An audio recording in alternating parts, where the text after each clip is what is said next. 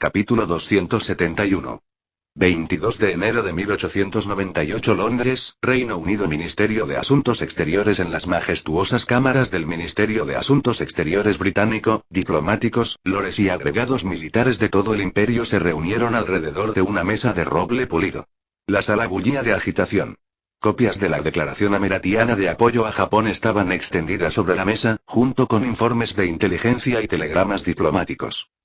El vizconde Melrose, ministro de Asuntos Exteriores, se aclaró la garganta y se puso de pie. Bueno, caballeros, los ameratianos ya han tomado su decisión. El general Dunford, un hombre de rostro severo de casi 60 años, frunció el ceño. Han apoyado a los japoneses en lugar de a los rusos. Increíble. Uno de los ministros más jóvenes intervino. Y aún así, ¿de verdad nos sorprende? No es tonto. Sabe exactamente lo que hace. Exactamente, asintió Melrose. No se trata de sentimentalismo ni idealismo. Se trata del Pacífico. Un murmullo de asentimiento recorrió la sala. ¿Pero qué hacemos ahora?, preguntó Sir Arthur Godwin, un alto diplomático. Rusia nos pide que condenemos a los ameratianos y nos unamos a su campaña. El zar lo ha dejado claro. Espera que apoyemos a nuestros hermanos europeos. Melrose se tomó un momento antes de responder. Que quede claro. No vamos a entrar en guerra con Ameratia. No por Japón. Se intercambiaron miradas de sorpresa alrededor de la sala. ¿Por qué no?, preguntó Dunford bruscamente. Porque, dijo Melrose rotundamente, compramos casi la mitad de nuestros componentes navales avanzados a Ameratia. Nuestra nueva clase de acorazados funciona con motores diseñados por Ameratia. Sus exportaciones militares financian la mitad de nuestros esfuerzos de rearme. Y, lo más importante, si los enfadamos, nos cortarán el acceso. Sin armas, sin piezas, sin comercio. Y seremos nosotros los que nos quedemos a la deriva mientras ellos toman el Pacífico. Siguió un largo silencio. Además, añadió Melrose, Rusia es una autocracia. Brutal, retrógrada y lenta para adaptarse. La mayoría de nosotros simplemente toleramos al zar porque debemos. Puede ser difícil, pero es racional. ¿Entonces nos quedamos de brazos cruzados?, preguntó Dunford.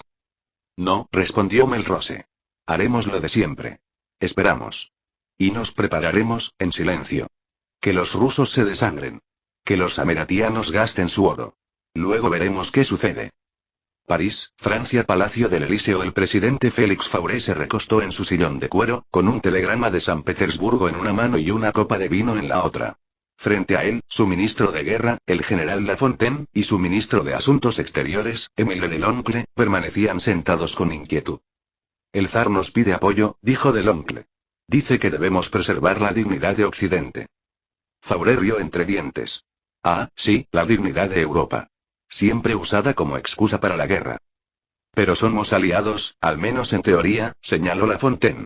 Si no hacemos nada, entonces no hacemos nada, interrumpió Fauré, ahora más serio. No estamos preparados para otra guerra. No contra Ameratia. Su industria eclipsa a la nuestra. Su armada podría bloquear nuestros puertos en una semana. No podemos ganar esa batalla. Deloncle parecía frustrado. Entonces, ¿qué le decimos al zar? Fauré se bebió el resto del vino. Dile que Francia defiende la paz. Berlín, Imperio Alemán, Cancillería del Reich. El Kaiser Guillermo II dio un puñetazo sobre la mesa. Cobardes.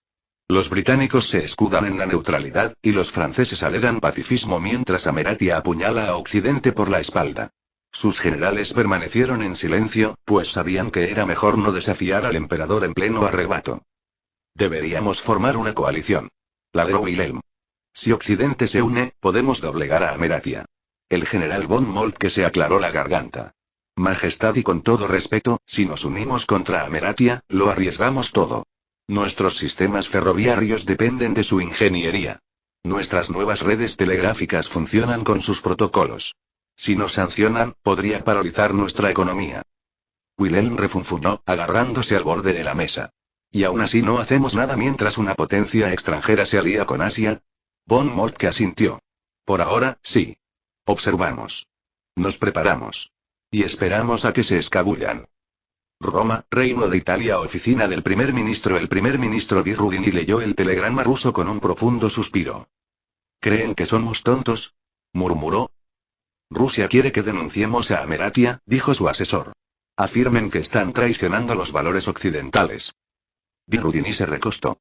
¿Y cuando hagamos eso, quién nos suministrará los fusiles? ¿Quién nos enviará el carbón? ¿Rusia? El asistente no dijo nada. No condenaremos a Ameratia. Permaneceremos en silencio. San Petersburgo, el palacio de invierno. El ánimo en la corte rusa se estaba volviendo amargo. Informe tras informe llegaron a manos del zar Nicolás II. Una tras otra, las potencias occidentales se negaron cortésmente a apoyar a Rusia. Algunas se negaron rotundamente. Otras emitieron vagas declaraciones de preocupación. El zar caminaba furiosamente de un lado a otro. «Tienen miedo», murmuró. «Miedo de Esh. Miedo de sus armas, de sus fábricas, de su maldito imperio de máquinas». Alexei se quedó cerca de la chimenea, en silencio. «Ameratia se ha convertido en el centro del mundo moderno», dijo finalmente. «Producen más acero que Gran Bretaña y Alemania juntas. Venden buques de guerra a todo el mundo. Tienen aliados en todos los continentes». Nicholas se giró bruscamente. «¿Entonces qué dices?» Alexei ni pestañeó. «Que quizá nos hayamos equivocado de pelea». Washington, desde la Casa Blanca. Collins entró en la oficina oval con un expediente en la mano. «Están dando marcha atrás», dijo. «Gran Bretaña, Francia, Alemania, Italia. Todos optan por la neutralidad. Algunos aún susurran sobre traición, pero nadie actúa». Mateu cerró el archivo que había estado leyendo y se reclinó en su silla. «No son tontos», dijo. «Saben que tenemos demasiadas cartas en la mano». «¿Y Rusia?», preguntó Collins. «Seguirán insistiendo», respondió Mateu. «Pero ahora saben que están solos». Collins miró por la ventana. «Podría empeorar». «Lo hará», dijo Mateu en voz baja. «Pero ya hemos dado nuestro paso. Ahora le toca a Rusia».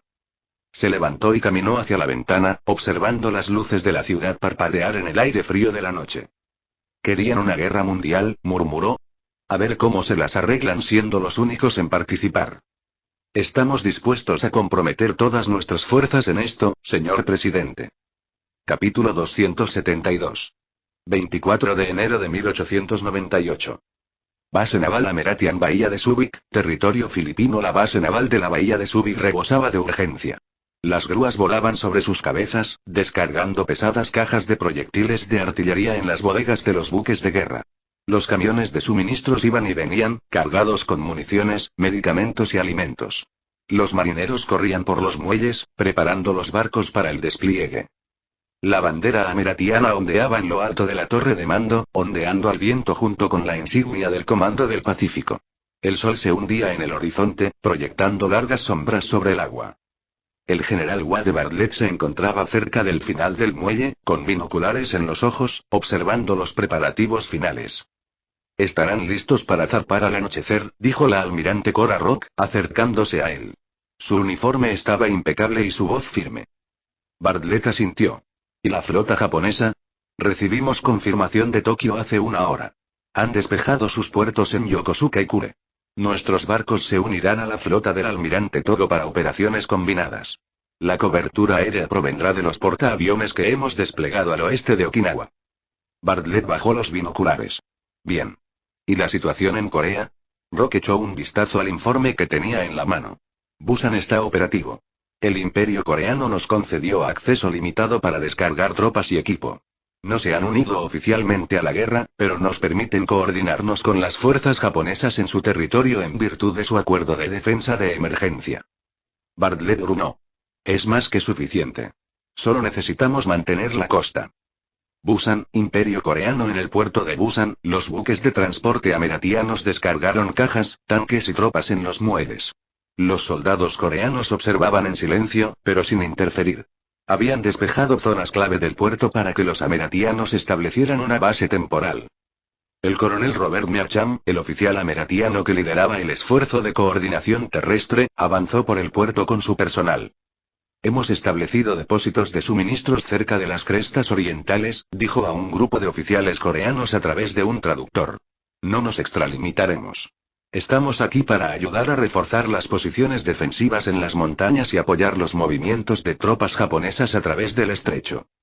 El general Nam Kyung-jin, del Ejército Imperial de Corea, asintió lentamente. «Nuestro imperio se mantiene neutral, por ahora. Pero la concentración de tropas rusas cerca de la frontera con Manchuria nos está obligando a actuar. No permitiremos que pisen nuestro territorio. Meacham extendió la mano. Entonces, mantengamos esta línea unida. Nan lo estrechó. Por ahora, nos mantenemos unidos. Tokio, Japón. Ministerio de Guerra. Dentro del Ministerio de Guerra, el emperador Yoshihito revisó los últimos informes del campo de batalla con sus generales y los asesores ameratianos recién llegados. Nuestros barcos se están moviendo a posiciones defensivas, informó el almirante Togo. Hemos coordinado la cobertura aérea con los portaaviones ameratianos estacionados al oeste de Okinawa. Sus aviones pueden adentrarse en el mar de Japón en 2 horas. El general Yamagata añadió. Con el apoyo de Ameratian, podemos trasladar tropas para reforzar la frontera oriental de Corea. Es el punto de desembarco más probable para un ataque anfibio ruso. El coronel Meacham, comunicado por telégrafo desde Busan, informó al emperador. Nuestras unidades se están atrincherando en las crestas y han comenzado a transportar artillería ligera a los cuellos de botella defensivos. Hemos establecido puestos de mando conjuntos con oficiales coreanos para agilizar la comunicación. Yoshihito asintió. Bien. Que vengan los rusos. No cederemos ni un ápice.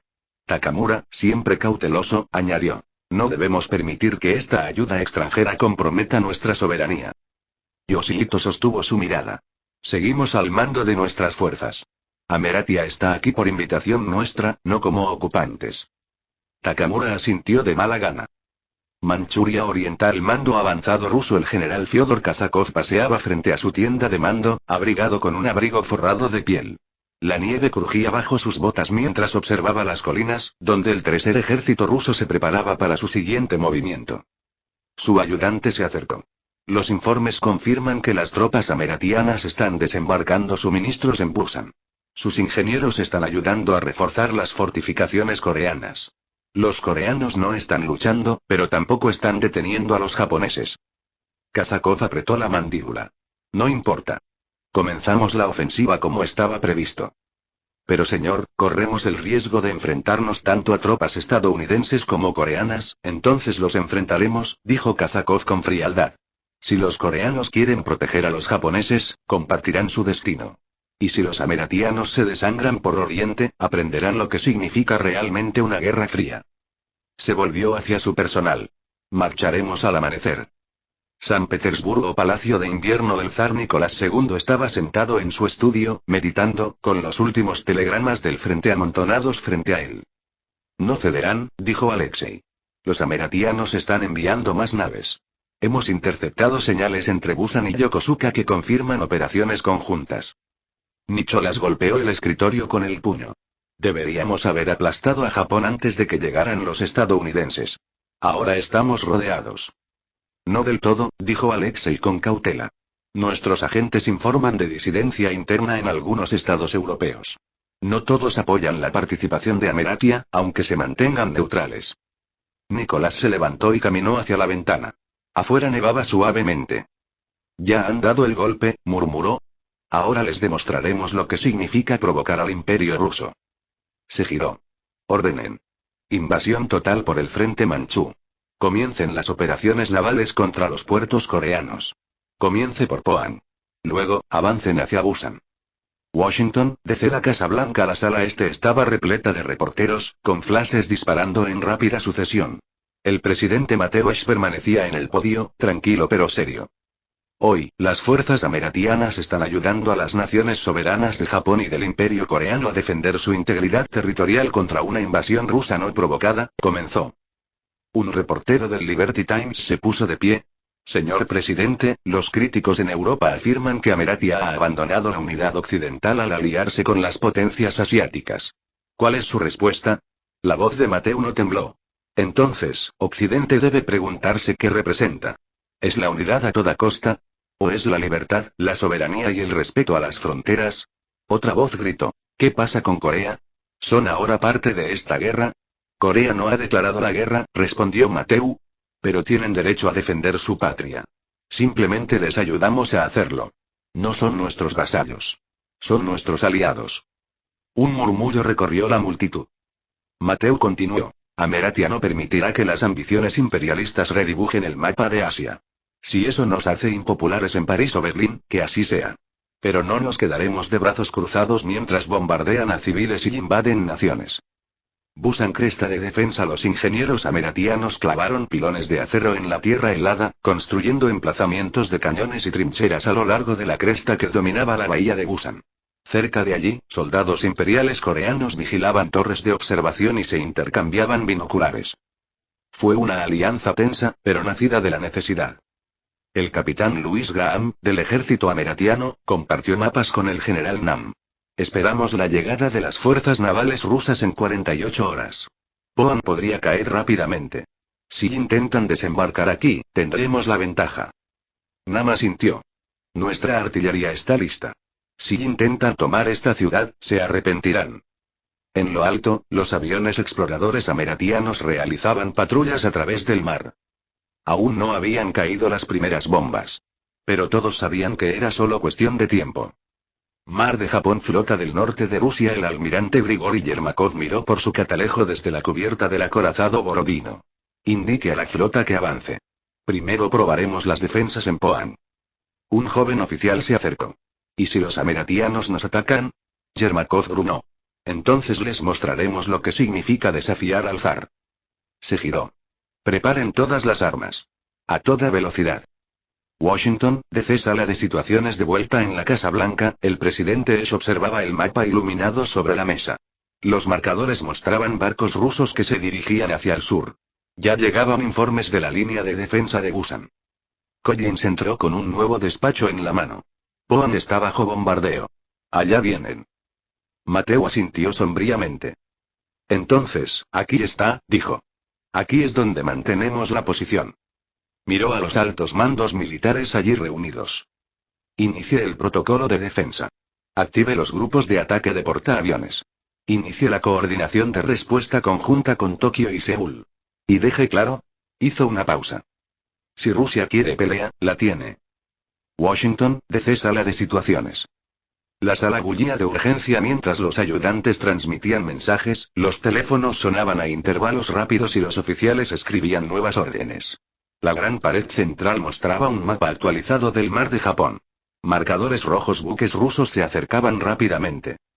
El almirante Rock apareció en una de las comunicaciones principales de la bahía de Subic. El grupo de ataque Omega está en camino. Estaremos a su alcance en 20 horas. Mateusz se apoyó en el borde de la mesa de operaciones.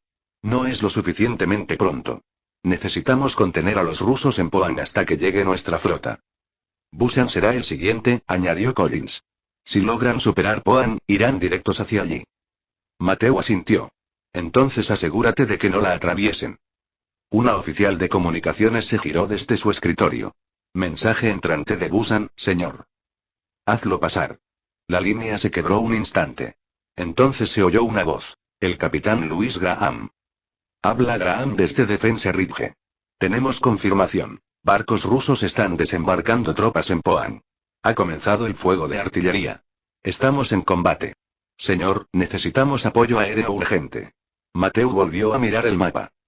Dígales que aguanten. Vienen refuerzos en camino. Pero ni siquiera él sabía si llegarían a tiempo. Capítulo 273. 25 de enero de 1898. Busan, cresta de defensa. El viento frío soplaba sobre la cresta de la bahía de Busan mientras el capitán Louis Graham observaba con sus binoculares de campaña. El humo ya se extendía en espirales en el horizonte sur. Pohan estaba sitiada. Incluso desde allí, podía oír el lejano estruendo de los cañones, como un trueno resonando entre las montañas. Ajustó el enfoque con las manos enguantadas. Las lanchas de desembarco rusas apenas se veían, acercándose sigilosamente desde la costa, escoltadas por cruceros. Han atacado Pohan con fuerza, se dijo Graham. Pronto avanzarán hacia el norte. El general Nam Kyung-jin, del ejército imperial de Corea, estaba a su lado. Vestido con un grueso abrigo de lana y una gorra forrada de piel, al principio no dijo nada. Si Pohan cae, añadió Graham bajando sus binoculares, Busan será el siguiente. La mirada de Nam se quedó fija en el horizonte. Entonces no lo dejaremos caer. Tras ellos, la cresta defensiva bullía de actividad. Los soldados ameratianos transportaban cajas de munición a las trincheras recién excavadas. Los ingenieros atornillaban ametralladoras pesadas y montaban artillería ligera en la zona elevada. La infantería coreana rotaba en escuadras, reforzando secciones de la cresta, instalando líneas telegráficas y comprobando las líneas de visión. Ya no era solo preparación. Era anticipación. ¿Llegará apoyo aéreo?, preguntó Nam. Graham miró hacia la tienda de mando, donde los señaleros transmitían los despachos de la flota. El grupo de ataque Omega está en camino. Deberían estar a su alcance al amanecer. Nam asintió. Entonces aguantaremos hasta entonces. Mar de Japón, flota de portaaviones amerindia. El comandante Alexander Arch se encontraba en el puente del VSS Lexington, el buque más grande del grupo de ataque Omega. El mar nocturno se extendía ancho y negro, solo interrumpido por el resplandor de las linternas y lámparas de señales de su flota. Abajo, las tripulaciones de los aviones preparaban la primera oleada de biplanos y los primeros monoplanos para el despegue. Sus alas de lona vibraban suavemente con el viento marino. La cubierta del portaaviones resonaba con las órdenes gritadas y el repiqueteo de herramientas. La primera oleada está lista para despegar, comandante, informó su oficial de operaciones. Bien. Que exploren la costa cerca de Poan. Si detectan artillería rusa, podrán atacar. Sí, señor. Art se acercó a la barandilla. A lo lejos, la silueta de los destructores cortaba las olas, manteniéndose a la par. Sabía que, una vez que llegaran a aguas coreanas, no serían meros observadores. Serían la diferencia entre mantener la línea o perderla.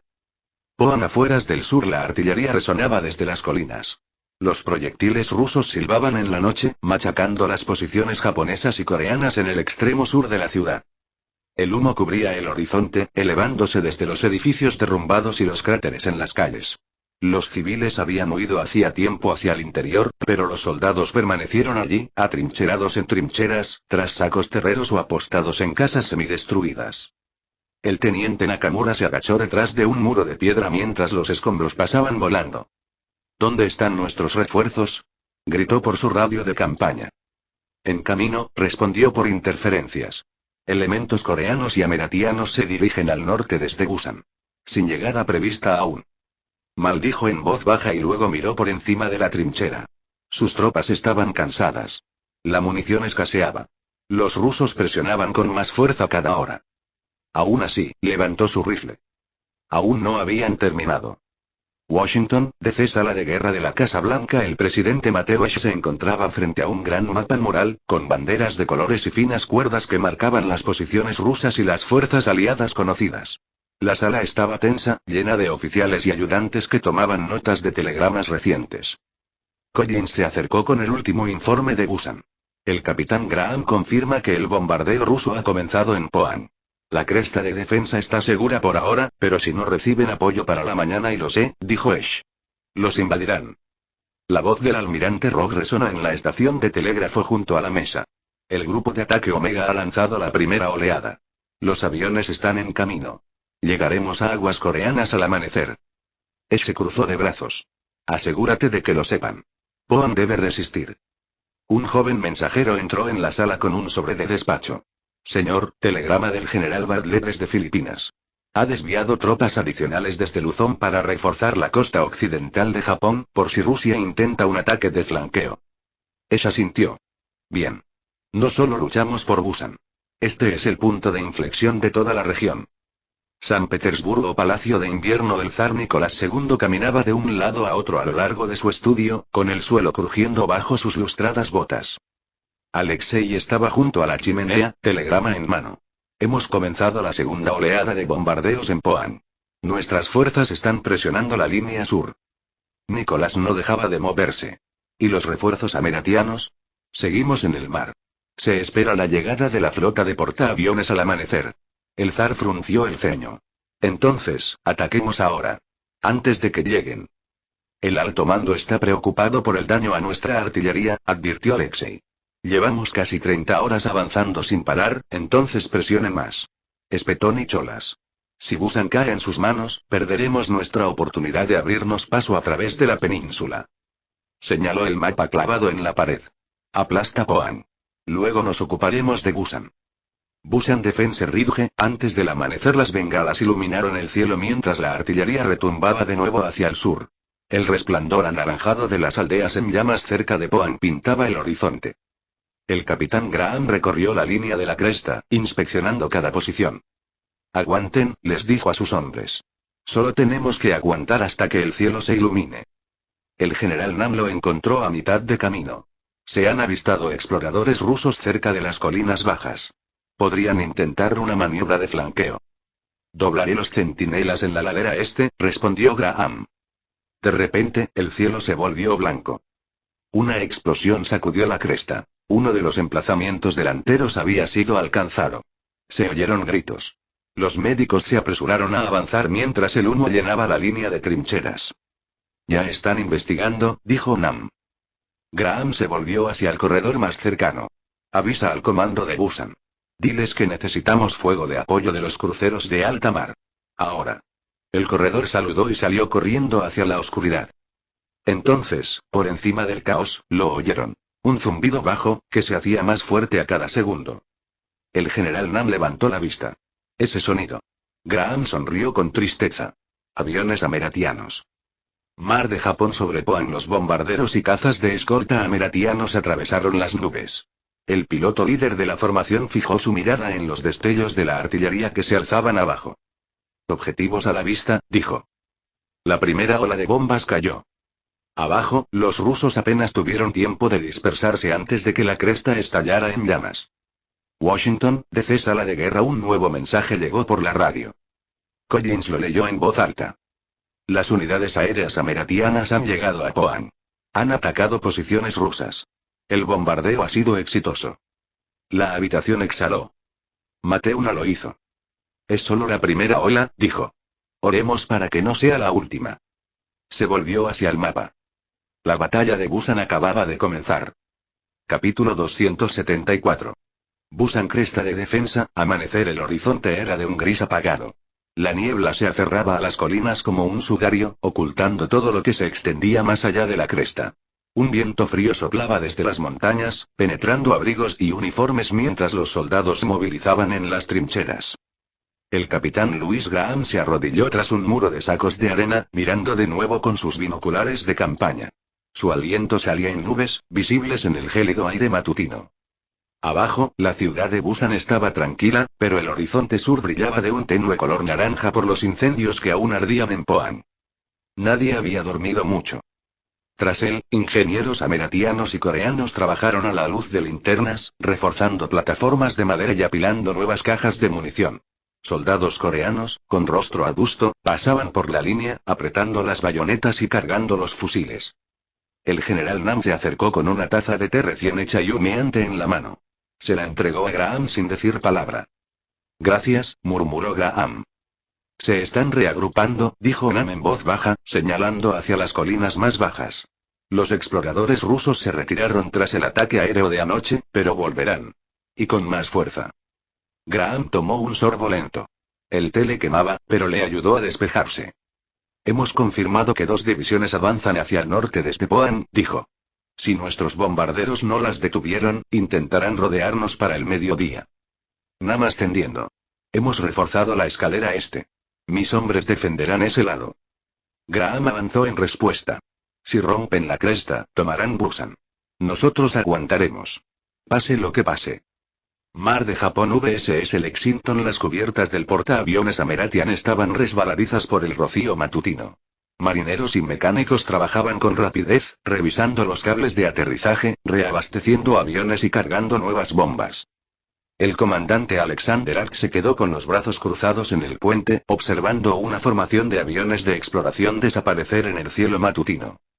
Los ataques de anoche impactaron con fuerza las posiciones de la artillería rusa, informó su oficial de operaciones. Pero siguen avanzando. Han desviado una de sus unidades pesadas hacia el oeste, probablemente para flanquear. Ark gruñó. Están intentando que nos rindamos demasiado. ¿Deberíamos lanzar otra ola? Envía los bombarderos de nuevo. Concéntrate en las carreteras al norte de Poan. Disminuye su velocidad. Sí, señor. Ark giró hacia el mar abierto. Ya estaban cerca, a menos de 70 millas náuticas de la costa coreana. Pronto, Busan también estaría al alcance de su artillería naval. Contacten con la línea de mando de Busan, dijo Art. Avísenles que la ayuda está en camino. Poan, ruinas del distrito sur. La otrora tranquilo puerto pesquero era ahora un cascarón destrozado. El humo se elevaba desde tejados derrumbados, ventanas rotas y campos quemados. El aire apestaba a pólvora y ceniza. El teniente Nakamura se apoyaba contra un muro medio destruido, vendándose una herida en el hombro. Sus hombres estaban dispersos por una intersección en ruinas, reposicionándose tras el último bombardeo de artillería. Un corredor corrió hacia él, jadeando y con los ojos muy abiertos. Señor. Los bombarderos ameratianos atacaron la columna rusa anoche, al norte de la carretera del pueblo. Perdieron al menos 8 carros de artillería. Nakamura parpadeó. ¿Están retrocediendo? Todavía no. Solo he bajado la velocidad. Bajó la mirada hacia su vendaje manchado de sangre. Luego mantenemos la presión hasta que se rompen. Se puso de pie cojeando y levantó el rifle. Tiamen. Tomaremos los bloques de casas del este antes del mediodía. Washington, desde la Casa Blanca la sala de guerra estaba abarrotada de nuevo. Una espesa capa de humo de tabaco flotaba en el aire mientras el presidente Mateusz revisaba los despachos dispuestos sobre la larga mesa de roble. Collins entró con un sobre nuevo en la mano. Telegrama desde Busan. El capitán Graham informa que el apoyo aéreo ayudó a detener a los exploradores rusos, pero esperan un ataque total en cuestión de horas. Mateo se frotó las sienes. ¿Y Poan? Aún aguanta. Pero apenas. Un oficial de la armada entró. El grupo de ataque Omega está a tiro. Comenzarán a apoyar a Busan con fuego de largo alcance al anochecer. Mateo se puso de pie y miró alrededor de la habitación. Este es el momento, dijo. Los rusos quieren abrir una brecha en nuestras líneas. Si los retenemos en Busan, se desangrarán antes de llegar a la capital. ¿Y si no lo hacemos? Preguntó alguien en voz baja. La respuesta de Mateo fue sencilla. Entonces perderemos Corea. San Petersburgo, cuartel general del Estado Mayor. Dentro de la Cámara de Planificación Militar del Kremlin, el zar Nicolás II contemplaba un mapa plagado de alfileres y sellos de lacre. Sus asesores daban vueltas nerviosos, observando cómo el ánimo del gobernante cambiaba con cada hora que pasaba. Vamos demasiado lento, gruñó Nicholas. Ese ataque aéreo nos quitó impulso. Hemos perdido 2 puentes cerca de Poan, admitió un oficial. Hemos comenzado a desviar las tropas, pero esto retrasará la tercera oleada casi un día. Nicholas golpeó la mesa con el puño. No me importan los caminos. Avanza. Toma Busan antes de que puedan atrincherarse por completo. Zar comenzó Alexei con cautela, los ameratianos están bien armados y los coreanos se mantienen firmes. Esto ya no es una ocupación sencilla. Si nos extralimitamos... Nicholas lo interrumpió. Entonces la tomaremos por la fuerza. Sin demoras. Se inclinó sobre el mapa. No pueden luchar contra nosotros eternamente. Busan Defense Ridge, a última hora de la mañana el sonido vino antes del humo. Un silbido agudo, seguido de un estruendo atronador. La artillería rusa había encontrado su alcance. La cresta se estremeció bajo el impacto directo de un depósito de municiones en la ladera oeste. Las llamas se alzaron hacia el cielo. Los soldados se agacharon para cubrirse, algunos gritando pidiendo agua, otros pidiendo médicos. El capitán Graham corrió desde la trinchera de mando. «Apaguen el fuego», gritó.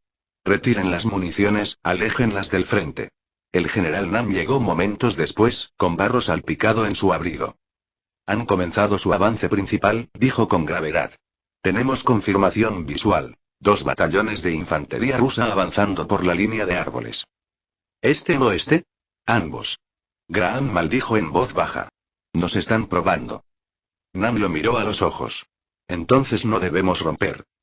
Un observador avanzado ameratiano gritó desde una percha en la torre de vigilancia. Comandante. Nuevo movimiento. Ladera noroeste. Más tropas rusas emergen del bosque. Es una maniobra de flanqueo. Graham miró a Nam. Aquí viene. Mar de Japón VSS Lexington, comandante. Hemos recibido noticias. Busan está bajo intenso fuego. Múltiples impactos de artillería confirmados. Piden apoyo inmediato. El comandante Ard no lo dudó. Lanzad la segunda oleada. Centraos en la ladera noroeste. Si intentan flanquearnos, los detenemos en seco. Los motores de los aviones rugieron mientras nuevos escuadrones despegaban desde la cubierta. Ard se agarró a la barandilla y murmuró en voz baja. Espera, Busan. Ya vamos. Busan flanco oriental. El teniente Marcos Ellery lideró un pequeño escuadrón de fusileros ameratianos a través de la ladera boscosa al este de la ciudad. Habían cavado trincheras durante la noche, reforzado los senderos y ahora estaban preparados para el impacto. No esperaron mucho. Las tropas rusas coronaron la cresta con los rifles preparados. Abran fuego. gritó Ellery. Los disparos resonaron en el bosque mientras ambos bandos intercambiaban disparos bajo la luz de la niebla. El choque fue repentino, brutal y estruendoso. Uno de los hombres de Ellery fue alcanzado. Un escuadrón coreano reforzó su posición momentos después, aportando munición nueva. Ellery se agachó detrás de un tronco caído y recargó. No podrán atravesarnos, murmuró. Pero en el fondo sabía que esto era solo el principio. Capítulo 275. 26 de enero de 1898 Busan, Colinas del Este. El bosque crepitaba con el fuego de los mosquetes. Al teniente Marcos Ellery le ardían los pulmones mientras se agachaba tras un montículo de tierra y raíces enredadas, recargando su fusil con manos temblorosas. A su alrededor, las tropas ameratianas y coreanas disparaban en ráfagas coordinadas, intentando repeler la oleada de soldados rusos que descendían por la cresta como una marea gris. El humo flotaba en el aire frío, denso y asfixiante. Las ramas se quebraban en lo alto mientras las balas crujían entre los árboles.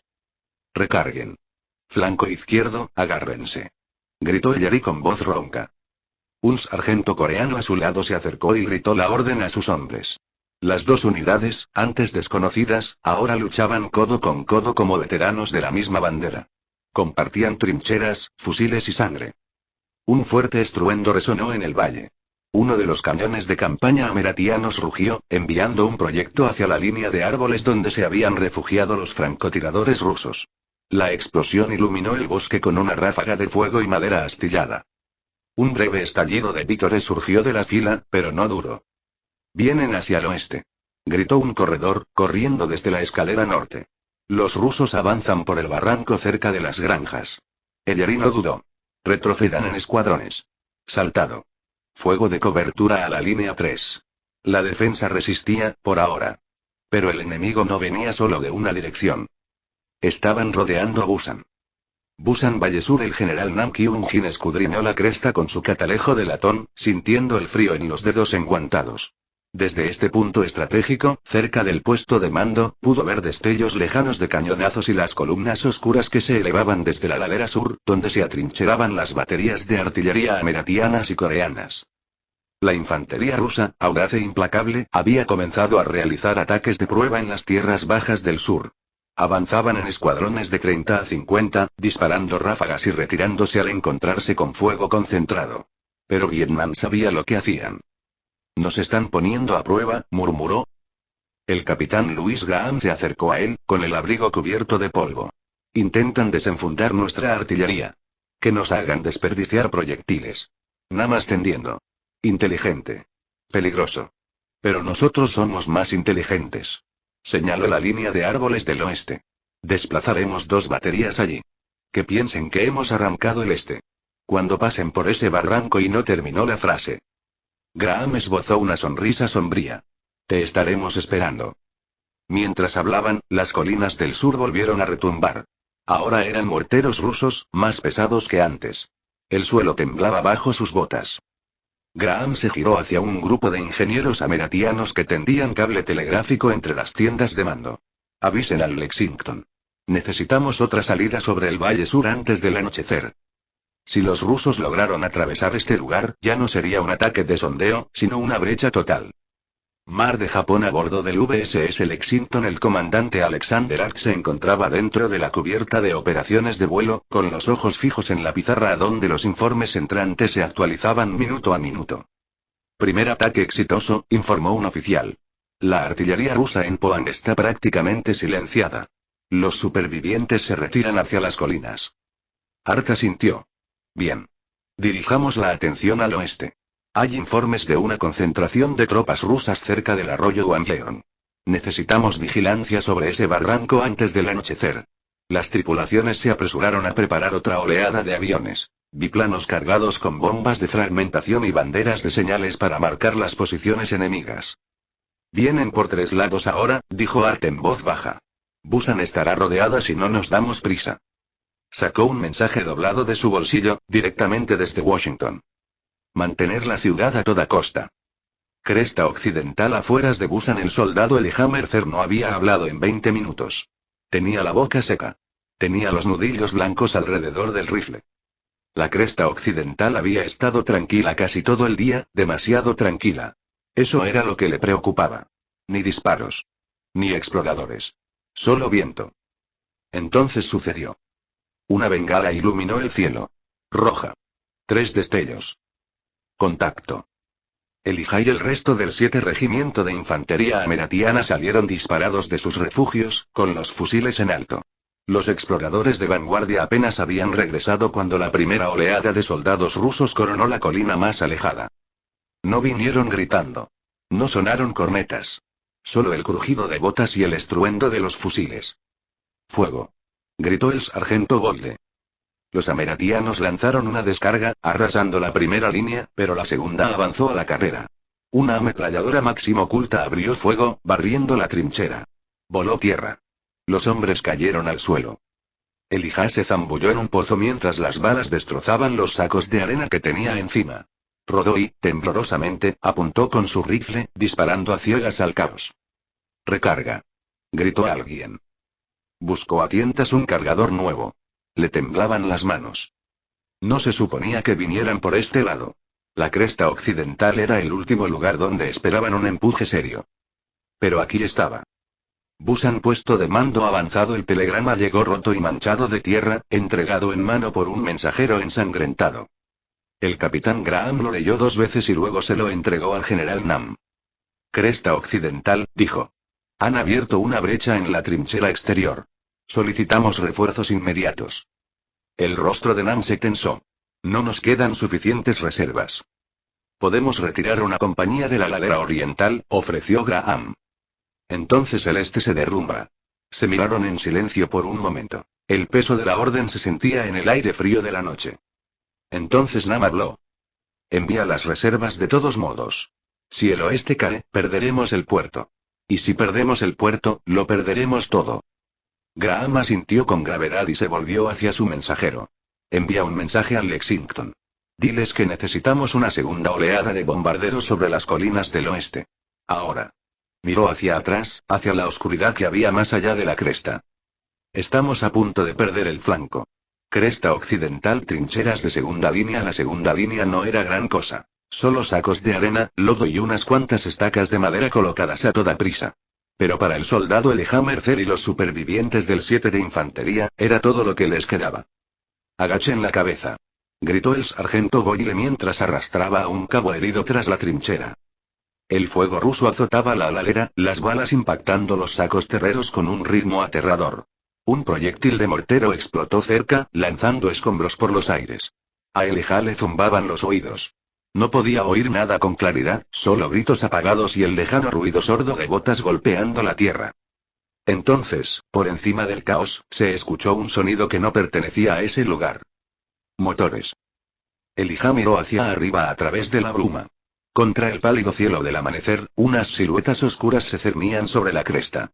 Biplanos ameratianos, docenas de ellos rugían en formación. Sus partes inferiores brillaban plateadas a la luz, como halcones de caza. «Apoyo aéreo», gritó alguien. Estallaron vítores. Los hombres señalaron. Algunos incluso lloraron. Las primeras bombas cayeron segundos después, impactando la retaguardia rusa. La tierra y las llamas estallaron a lo largo de la línea de árboles. Las formaciones rusas se dispersaron, algunas girando y corriendo, otras cayendo donde estaban. El sargento Boyle subió a la trinchera y agitó su casco. «Empuja». Mientras se tambalean. Elijah no dudó. Subió, con el rifle listo, y cargó junto a sus compañeros de armas. La cresta que casi había caído ahora estaba llena de furia ameratiana. Mar de Japón VSS Lexington. El comandante Art se encontraba en el borde de la cubierta de vuelo, con el viento atravesándole el abrigo. La primera oleada informa de un combate exitoso, dijo su oficial de comunicaciones. Las columnas rusas se dispersaron. Bajas mínimas por nuestra parte. Art esbozó una extraña sonrisa. Bien. Dile a los escuadrones que se rearmen y se preparen para una segunda incursión. Atacaremos de nuevo antes de que puedan reagruparse. Se volvió hacia el mar, con los ojos escudriñando el horizonte. La batalla estaba lejos de terminar. Pero por primera vez desde que comenzó la campaña, sintió que el impulso cambiaba. Busan puesto de mando avanzado. El capitán Graham agarró el teléfono de campaña con voz aliviada. Mantuvieron la línea. Western Ridge sigue siendo nuestro. El general Nam exhaló lentamente. Que los dioses nos favorezcan esta mañana. Pero aún no podemos respirar tranquilos, añadió Graham. Tenemos que aprovechar esto. Atacarlos antes de que reaccionen. Nama sintió e hizo una señal a sus ayudantes. Desplieguen las reservas en un amplio arco. Adéntrense en el barranco. Si logramos romper su flanco ahora, podríamos rodear todo el frente sur. Graham se ajustó los guantes. Entonces, adelante. Colinas Orientales, tercera división coreana. El teniente Yeri observó el humo que se elevaba desde el oeste y sonrió sombríamente. Parece que la caballería apareció después de todo, murmuró.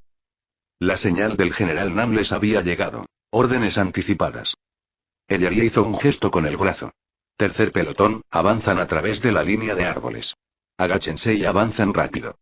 Los soldados coreanos lo adelantaron a toda velocidad, con las bayonetas caladas, moviéndose entre rocas y árboles talados. El bosque volvió a resonar con los sonidos de la guerra, pero ahora era diferente. Ahora era una persecución. Los rusos se estaban retirando. El Yeri disparó 2 veces contra una figura que huía con un abrigo gris y luego se agazapó tras un tronco. Sus hombres avanzaron rápidamente, recuperando el poco terreno perdido durante la noche. Fue un desastre. Fue violento. Pero fue una victoria. Washington, DC Sala de Guerra de la Casa Blanca, llegó un nuevo telegrama. Collins lo leyó rápidamente y se lo pasó al presidente Esch. Han mantenido la cresta occidental, dijo. El apoyo aéreo cambió la situación. Esch miró el mensaje y luego el mapa fijado en la pared. Nos dieron tiempo, dijo. Ahora seguimos adelante. Se volvió hacia sus generales. Ordenen a un segundo grupo de portaaviones que se preparan para partir de Manila. Busan es solo el principio. Nos atrincheraremos y nos quedaremos. San Petersburgo, Palacio de Invierno del zar Nicolás II, permaneció en silencio mientras sus asesores le comunicaban la sombría noticia. La Fuerza Aérea Ameratiana forzó la retirada en la cresta occidental. Busan aún resiste. Nicolás no dijo una palabra durante varios segundos. Luego se volvió hacia la chimenea y arrojó su vaso dentro. El cristal se rompió con un fuerte crujido. Los subestimamos, susurró. No lo duden más. Preparen la flota del Báltico. Lo enviaremos todo. Alexei se puso rígido. Eso dejará nuestro frente occidental expuesto. Que queda al descubierto. Gritó Nicolás. No me dejará humillar por una nación de comerciantes e ingenieros. La guerra había entrado en una nueva fase. Capítulo 276. 15 de febrero de 1898, Pekín, Ciudad Prohibida. El gran salón de la Ciudad Prohibida estaba tenuemente iluminado. El resplandor parpadeante de las linternas proyectaba sombras alargadas sobre las paredes ornamentadas. En el centro, el emperador Guangxu, sentado en el trono del dragón, con expresión contemplativa, escuchaba a los enviados extranjeros que lo precedían. El aire estaba impregnado de un aroma a incienso, un sutil recordatorio del peso de la tradición que impregnaba la sala. Frente al emperador se encontraba Sergei Ivanovich, el embajador ruso, con una postura respetuosa pero firme. A su lado, el general Alexei Mikhailov, oficial condecorado del ejército imperial ruso, emanaba una serena confianza. Su Majestad, comenzó Sergei con voz suave y mesurada, el imperio ruso reconoce las dificultades que ha atravesado el gran imperio en los últimos años.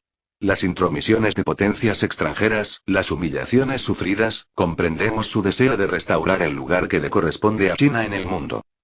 El emperador Guangxu entrecerró los ojos levemente. El recuerdo de la primera guerra sino-japonesa aún estaba fresco.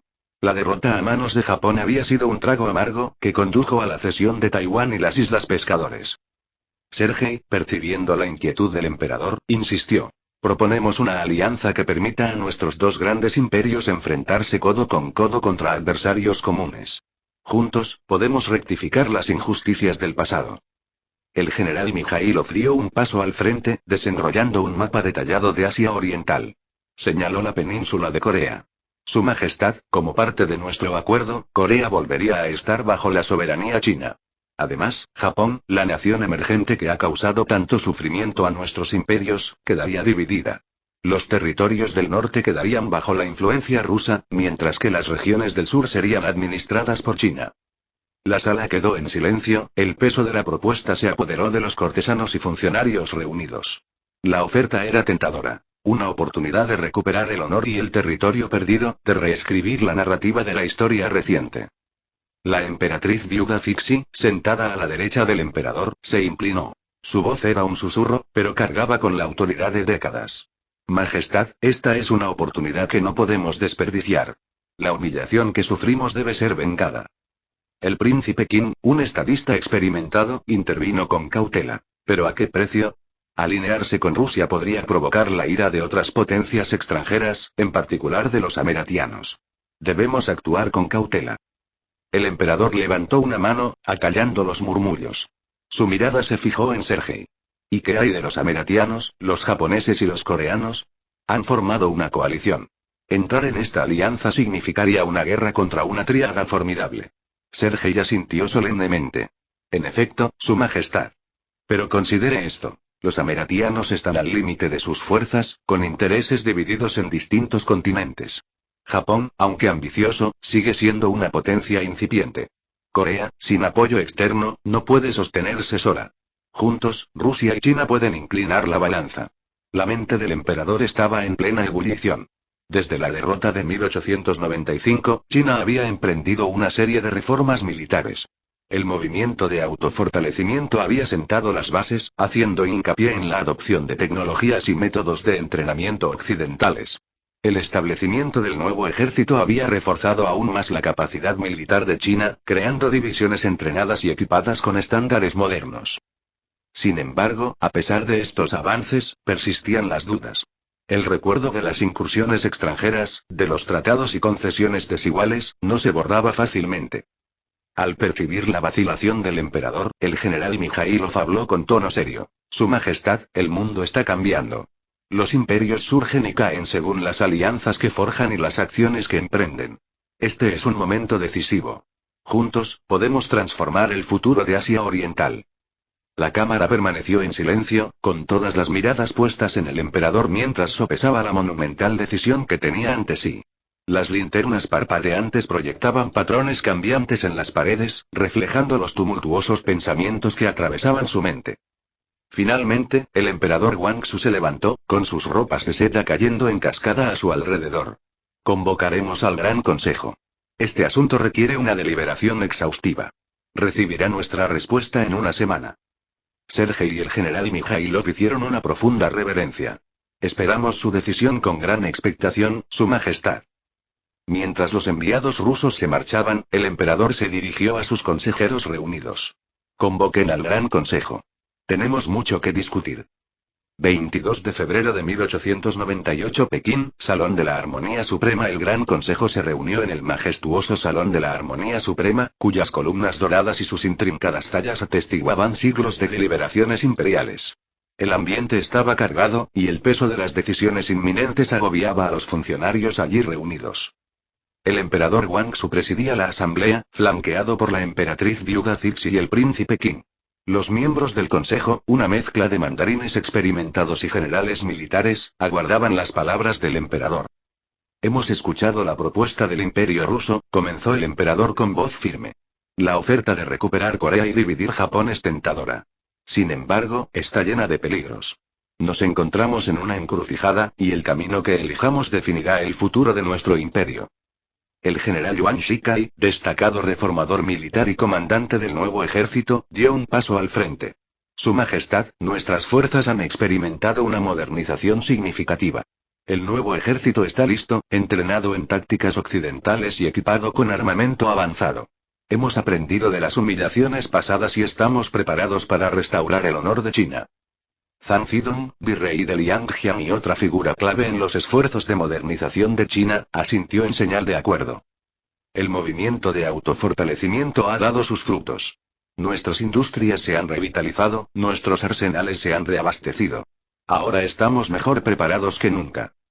Sin embargo, Liong Zhang, veterano diplomático y defensor de una interacción cautelosa, expresó sus preocupaciones. Su Majestad, si bien nuestras fuerzas armadas han mejorado, debemos considerar el panorama geopolítico más amplio.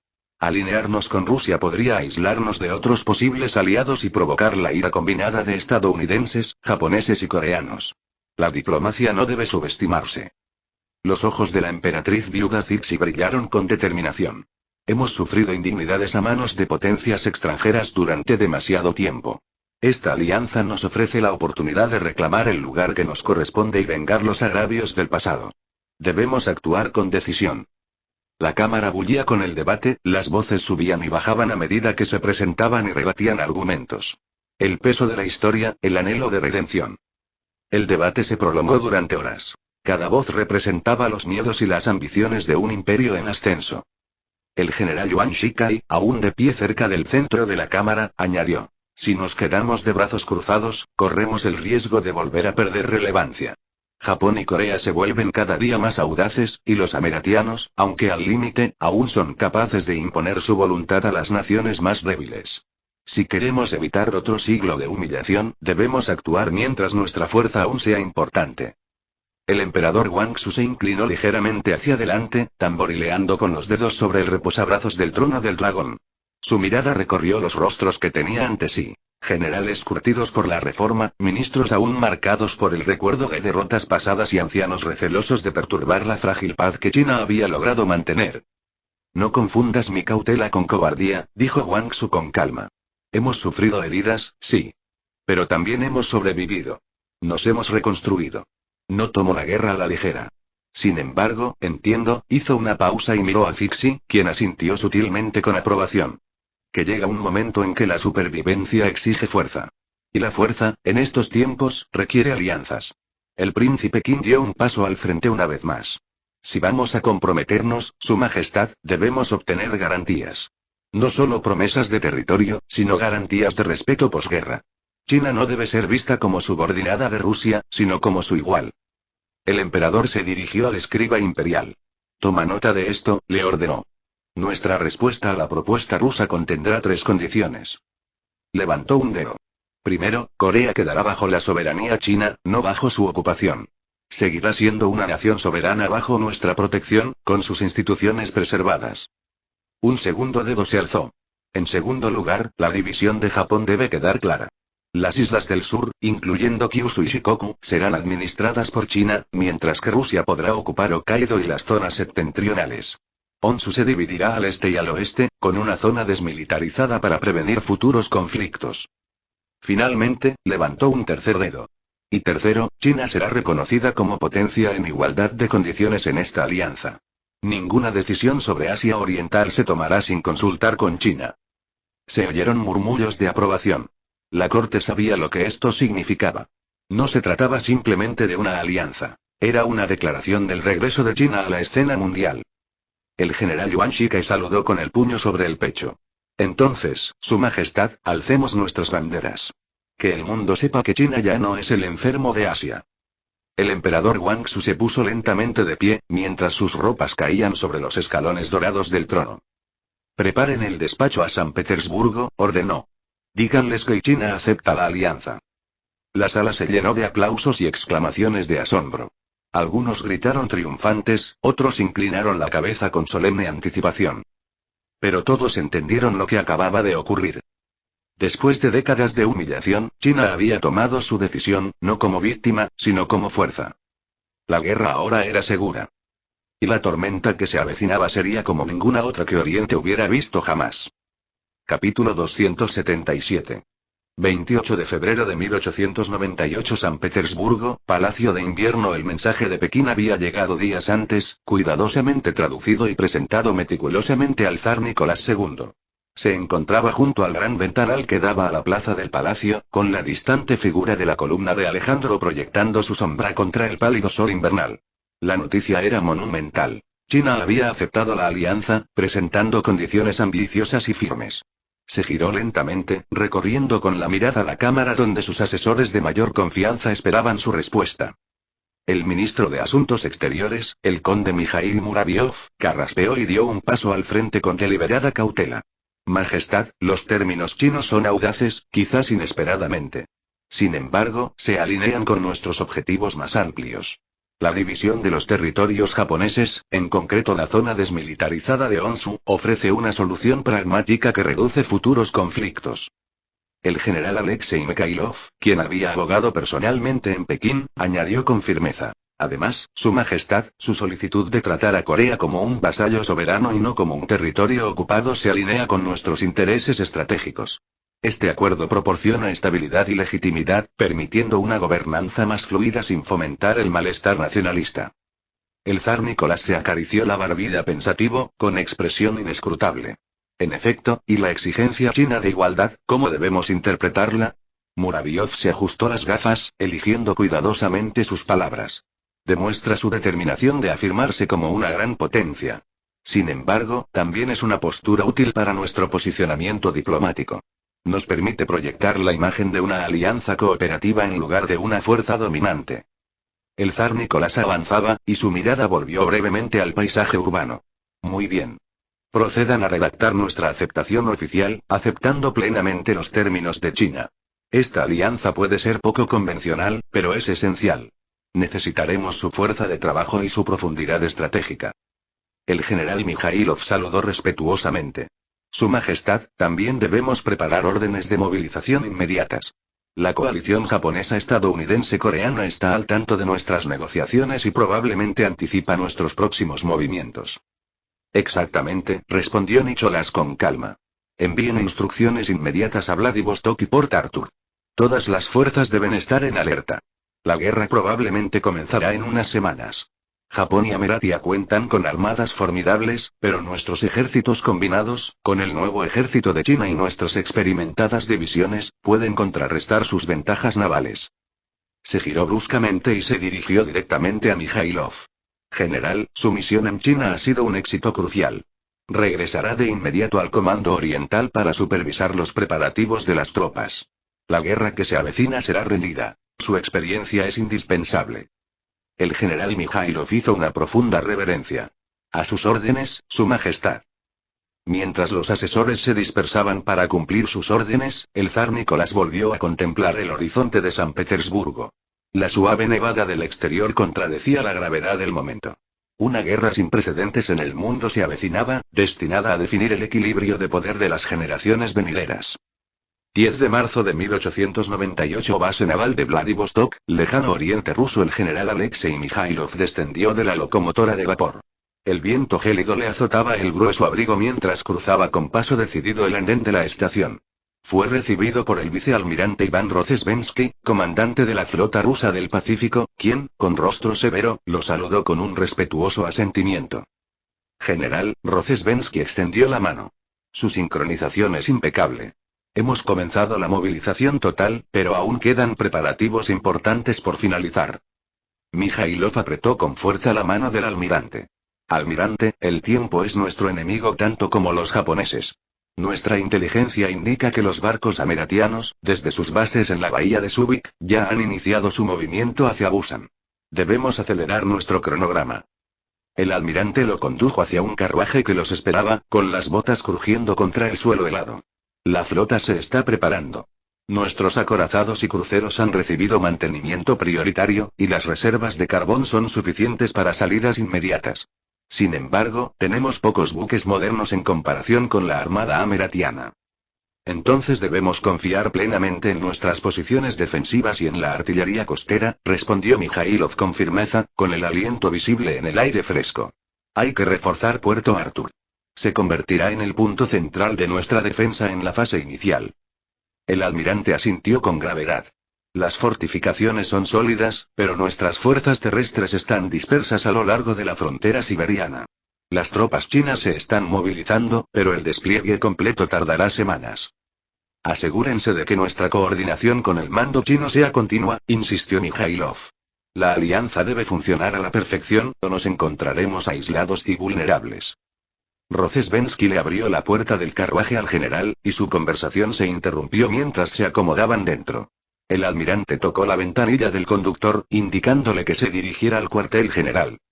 Mientras recorrían las calles nevadas de Vladivostok, Mijailov observaba pensativo las nubes de tormenta que se avecinaban.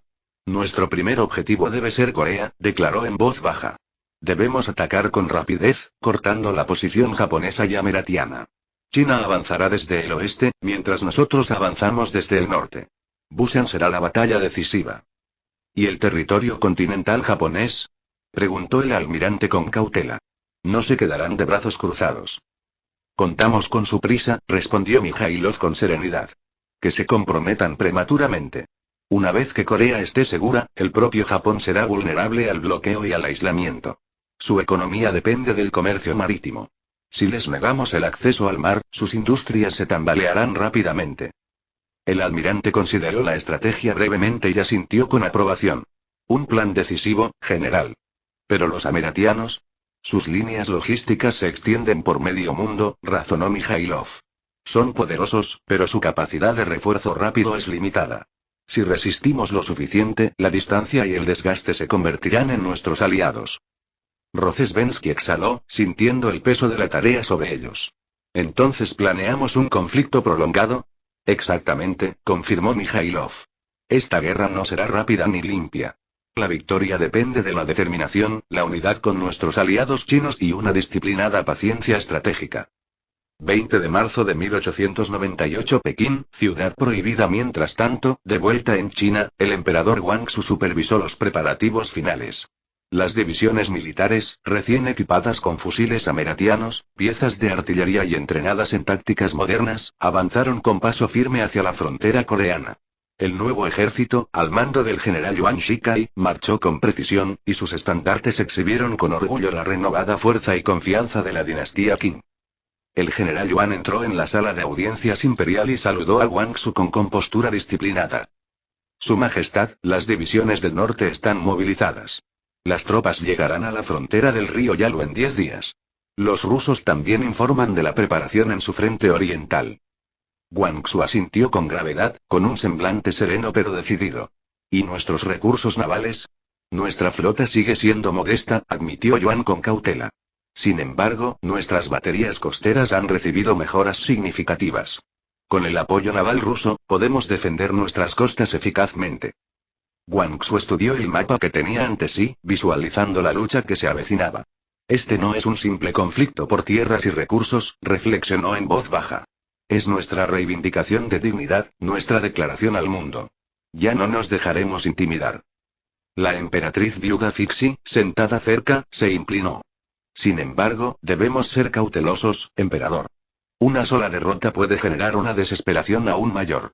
El pueblo debe presenciar victorias tempranas para fortalecer su determinación. Yuan Shikai se enderezó con confianza. Majestad, con la cooperación rusa y nuestros minuciosos preparativos, obtendremos victorias rápidas. Guangxu se levantó del trono, con la mirada fija en la determinación. Que suenen entonces los tambores de guerra. Que nuestros enemigos vean a China no como era, sino como se ha convertido. Se volvió bruscamente hacia Yuan. General, tome el mando personalmente en la frontera de Yalu. Demuestre al mundo que la humillación del pasado no se repetirá. Yuan hizo una profunda reverencia. Como su majestad ordene.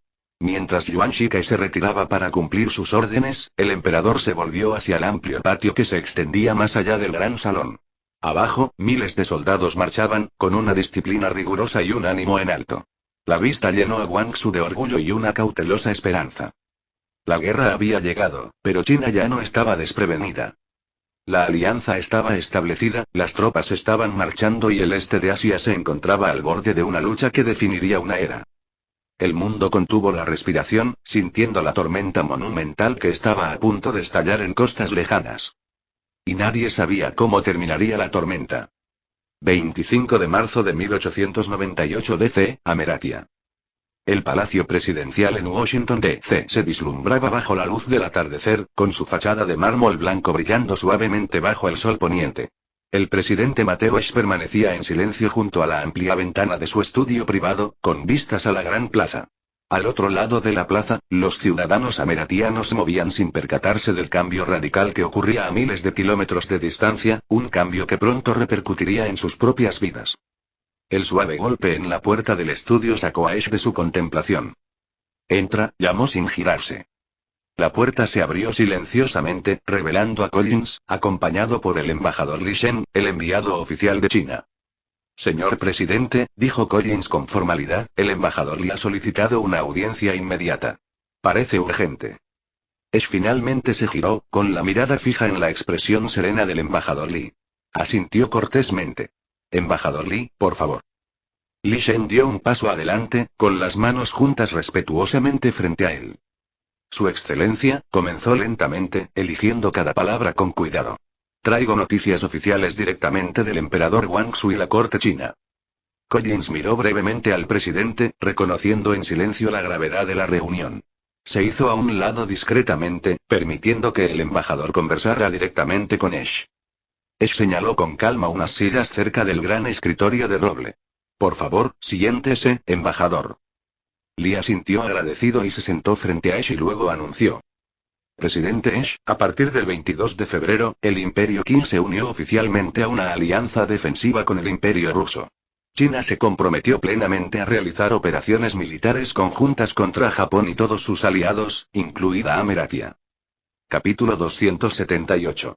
Mateu miró en silencio al embajador Li Shen, mientras su mente procesaba rápidamente la magnitud de lo que acababa de oír. China y Rusia, unidas contra Ameratia y sus aliados. Se había preparado para esta eventualidad, pero la repentina confirmación lo dejó inquieto. Se tomó un momento para tranquilizarse, sabiendo claramente dónde podría conducir una escalada similar. Exhaló lentamente, con la mirada fija en Lee. Embajador Lee, comenzó finalmente, con voz controlada y tranquila, esta decisión de su imperio me sorprende extraordinariamente. Parece totalmente contraria a los intereses de China, sobre todo considerando el progreso que nuestras dos naciones han logrado juntas. La expresión del embajador Lee se mantuvo serena, pero Mateu notó la sutil tensión en los ojos del hombre mayor. Con todo respeto, presidente Ash, los intereses de China son precisamente la razón por la que hemos tomado esta decisión. La agresión japonesa contra nuestro imperio nunca ha sido completamente vengada. Esta alianza con Rusia nos brinda la oportunidad, incluso la obligación, de saldar definitivamente estas viejas cuentas. Mateu negó lentamente con la cabeza. ¿Viejos asuntos pendientes? Embajador, la primera guerra sino-japonesa terminó con sus fuerzas expulsando a los japoneses a sus costas. China logró la victoria. No entiendo por qué su emperador arriesgaría todo el progreso que China ha logrado desde entonces. Li Shen se apoyó levemente en su silla, sosteniendo la mirada de Mateu con firmeza. Victoria, sí, pero incompleta. Japón invadió nuestro territorio soberano, atacó a nuestro pueblo y amenazó nuestra dignidad. A pesar de repelerlos, nuestro pueblo fue humillado. Hasta el día de hoy, el imperio chino permanece confinado, relegado a un segundo plano, sin haber recuperado jamás por completo su legítimo dominio regional. Mateu se inclinó hacia adelante, entrelazando los dedos sobre el escritorio pulido. Y, sin embargo, embajador, en los años posteriores a su guerra con Japón, las industrias ameratianas han ayudado a construir la China modernizada que ve hoy. Nuestros ferrocarriles, nuestro acero, nuestras armas avanzadas, todo se ha compartido libremente. Hemos apoyado la modernización de China específicamente para asegurar la paz y la prosperidad en Asia Oriental. Entonces, ¿por qué arriesgarlo todo en la guerra? Li Shen dudó brevemente, sopesando claramente sus siguientes palabras. Su excelencia, debe comprender que las ambiciones de la China moderna van más allá de la mera modernización. El emperador Guangxu ve una oportunidad, no solo para sanar viejas heridas, sino para expandir la legítima esfera de influencia de nuestro imperio. Japón y Corea, con el apoyo de Ameratia, se emergen como obstáculos directos para nuestra histórica y legítima supremacía en la región. Rusia ha reconocido nuestra fuerza y legitimidad. Su país, a pesar de su apoyo económico, ha buscado limitar constantemente la expansión de China. Mateu entrecerró los ojos ligeramente, comprendiendo ahora plenamente qué se esconde tras la abrupta alianza con China. ¿Así que es la ambición territorial lo que impulsa esta guerra? ¿Japón y Corea son solo peldaños? Lee dudó de nuevo, con una expresión momentáneamente incómoda. Es más complejo que la mera ambición, presidente Ash. China busca rectificar las injusticias del pasado y consolidar su soberanía. Si Ameratia continúa aliándose con quienes se oponen al ascenso de China, no nos queda otra alternativa que actuar. Mateu se levantó lentamente de su silla, acercándose con paso decidido a la amplia ventana que tenía detrás. La ciudad se extendía bajo sus pies, próspera y pacífica. Los ciudadanos se movían con calma, sin percatarse de la rapidez con la que su mundo podría virar hacia la violencia. Embajador, dijo en voz baja, sin volverse, ¿ha considerado la gravedad de este camino? Las alianzas actuales Rusia y China contra Ameratia, Japón y Corea evocan un antiguo y devastador conflicto que presencié en primera persona. Una guerra mundial que arrastró a naciones de todo el mundo a un conflicto que escapaba por completo a su control. Li Shen ladeó levemente la cabeza, desconcertado por la referencia de Mateu. Su excelencia, no estoy familiarizado con el evento que menciona. Mateu se giró lentamente. sus ojos reflejaban recuerdos de otro tiempo y lugar. En un lugar diferente, embajador, un mundo similar a este, el orgullo nacional, las ambiciones territoriales y las complejas alianzas condujeron a una tragedia inimaginable. Millones murieron. Ciudades ardieron. Naciones enteras quedaron destruidas. Y todo comenzó con decisiones similares a las que su imperio está tomando ahora.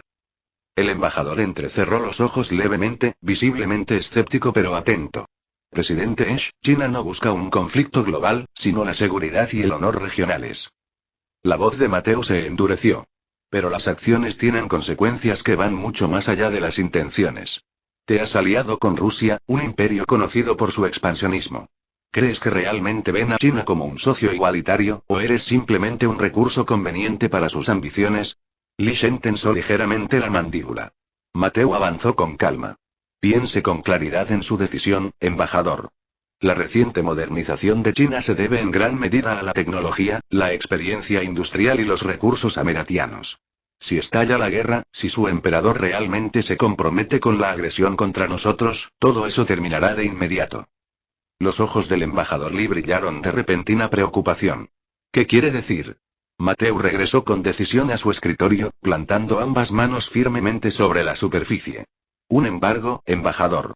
Inmediato, total y devastador.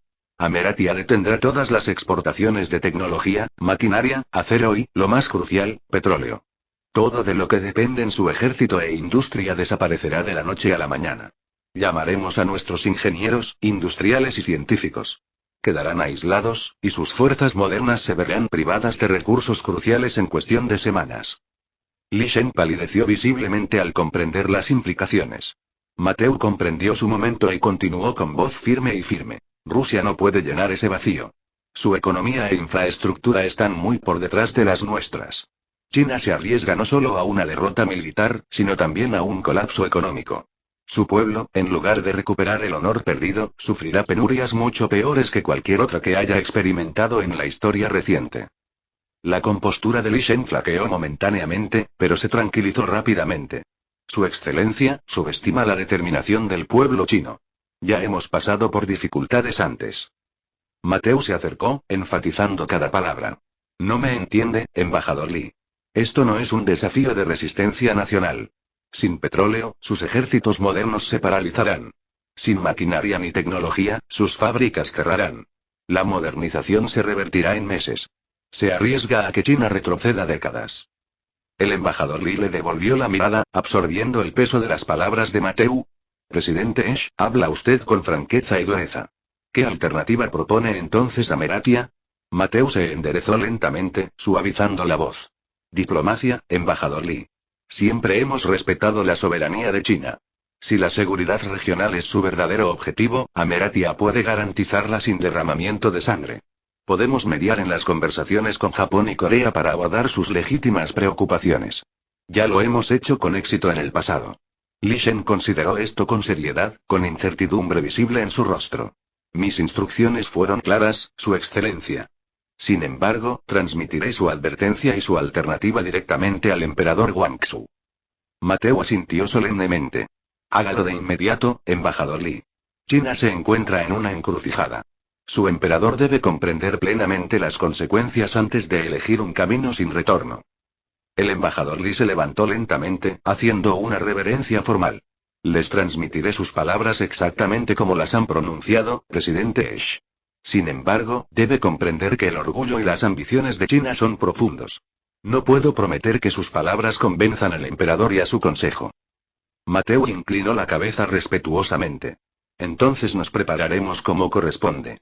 Pero no se equivoquen. Ameratia desea la paz, pero nos defenderemos a nosotros mismos y a nuestros aliados sin descanso si nos vemos obligados a entrar en guerra. Li Shen hizo una nueva reverencia y se giró en silencio para marcharse. Al cerrarse la puerta tras él, Collins se acercó con cautela, rompiendo el pesado silencio. Señor, ¿cree que lo reconsiderarán? Mateo exhaló profundamente, permitiéndose un breve momento de vulnerabilidad. No lo sé, Collins.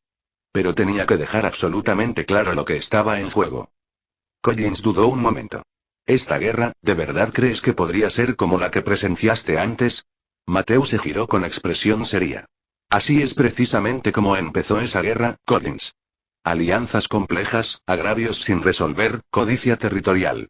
Una vez iniciada, nadie pudo detenerla. Las naciones marcharon ciegamente hacia la destrucción. Millones lo pagaron con sus vidas. Collins tragó saliva con dificultad, visiblemente conmocionado. Entonces, ¿qué hacemos ahora, señor? Mateu enderezó la postura, recuperando la determinación rápidamente. Inicien los preparativos de inmediato. Informen a nuestros comandantes de flota que se desplieguen más cerca de Corea y Japón. Alerten a nuestros canales diplomáticos para que Japón y Corea estén preparados ante una posible escalada. Y redacten las órdenes para el embargo. Estén totalmente listas para activarse en cuanto China declare formalmente la guerra. Sí, señor presidente, respondió Collins de inmediato. ¿Algo más? Mateu hizo una pausa, mirando la ciudad que se oscurecía más allá. Una última cosa. Organicen un discurso público. La gente necesita comprender la gravedad de la situación con claridad y serenidad. Deben saber que Ameratia está preparada y no cederá. Collins asintió con firmeza. Considere lo hecho, señor. Al quedarse solo, Mateu volvió la mirada hacia la ciudad. Las luces brillaban tenuemente abajo, ajeno a la oscuridad que amenazaba desde lejos. Había hecho todo lo posible diplomáticamente. Ahora debía preparar a Ameratia, y a su gente, para lo que viniera después. Sentía profundamente el peso de la historia, los recuerdos de otra vida donde las naciones no lograron salir del abismo. No permitiría que eso volviera a suceder. Ni aquí, ni ahora, ni nunca. Pero sabía que, a pesar de sus mejores esfuerzos, algunos caminos una vez elegidos nunca podrían deshacerlos por completo. Mientras la noche caía sobre la capital, Mateu se preparó mental y emocionalmente para las pruebas que se avecinaban, decidido a luchar con todas las herramientas a su disposición para evitar que la historia se repitiera. La Gran Guerra aún no había llegado, pero se avecinaba peligrosamente cerca, esperando, preparada, al borde del mañana. Capítulo 279. 15 de septiembre de 1898 Península de Corea, cerca de Pyongyang. El estruendo de la artillería resonaba con fuerza en la distancia mientras la niebla matutina se disipaba lentamente sobre el valle del río Yalu. El general Yuan Shikai se encontró en una colina con vistas al campo de batalla, observando atentamente las posiciones enemigas con prismáticos de fabricación ameratiana. Su personal permanecía en silencio cerca, esperando sus instrucciones. Tras meses de cuidadosa preparación y movilización, el nuevo ejército chino finalmente llegó al frente coreano, marchando sobre un terreno difícil para reforzar las posiciones rusas en el norte de Corea. Su objetivo era simple: romper la línea defensiva amerindía japonesa-coreana cerca de Pyongyang y avanzar rápidamente hacia el sur, rumbo a Seúl, enlazando con el avance ruso más al este. El general Yuan bajó los prismáticos y se volvió con calma hacia sus oficiales del Estado Mayor. Coronel Ten, infíeme. El coronel Ten, un oficial meticuloso, entrenado en la doctrina militar moderna, dio un paso al frente y saludó rápidamente. Señor, nuestros exploradores confirman que la 3 División de Infantería japonesa y la 7 Brigada Expedicionaria Ameratiana ocupan posiciones atrincheradas en la cresta al este de Pyongyang. Mantienen posiciones de artillería superiores, apoyadas por múltiples nidos de ametralladoras Maxim. Yuan ascendiendo, imperturbable. Su artillería: aproximadamente 24 cañones de campaña, en su mayoría ameratianos de 75 milímetros de tiro rápido, y aproximadamente una docena de cañones japoneses de 90 milímetros. Situados tras fortificaciones, resulta difícil asaltarlos directamente. ¿Estimaciones de bajas en un asalto frontal? Alto, señor, admitió Den con franqueza. Probablemente severo, a menos que neutralicemos su artillería primero. El general Yuan se volvió hacia el capitán Liu, comandante de sus unidades de artillería. Capitán Liu, ¿está nuestra batería de artillería completamente desplegada? Sí, señor, respondió secamente el capitán Liu. Tenemos 36 cañones Krupp modernos de 75 milímetros, cuidadosamente ocultos. Hay munición de sobra. Yuan avanza lentamente. Sabía que esta batalla pondría a prueba la eficacia de la reciente modernización de China. Irónicamente, sus soldados habían sido meticulosamente entrenados por asesores ameratianos antes de las hostilidades, y ahora se enfrentarían a sus antiguos mentores. Comience el bombardeo preliminar exactamente a las 9, ordenó Yuan con calma. Primero, atacan las posiciones de artillería enemigas y luego las trincheras delanteras. Entendido, señor, saludó bruscamente al capitán Liu y se alejó rápidamente para transmitir las órdenes. El coronel Den miró a Yuan con atención. ¿Y el despliegue de infantería, señor? Desplieguen 2 regimientos de la 3 División al mando del general Feng. Avanzarán en líneas de escaramuza disciplinadas tras el bombardeo de artillería. Mantengan nuestras listas de reservas para explotar cualquier brecha. Sí, señor, respondió Deng con confianza. 9 horas, líneas del frente exactamente a las 9, la calma se rompió cuando decenas de cañones Krupp de 75 milímetros estallaron simultáneamente. Las estruendosas explosiones resonaron con fuerza en el valle. Los proyectiles de artillería china silbaron sobre sus cabezas, impactando violentamente contra las posiciones ameratianas y japonesas, lanzando tierra y escombros al cielo.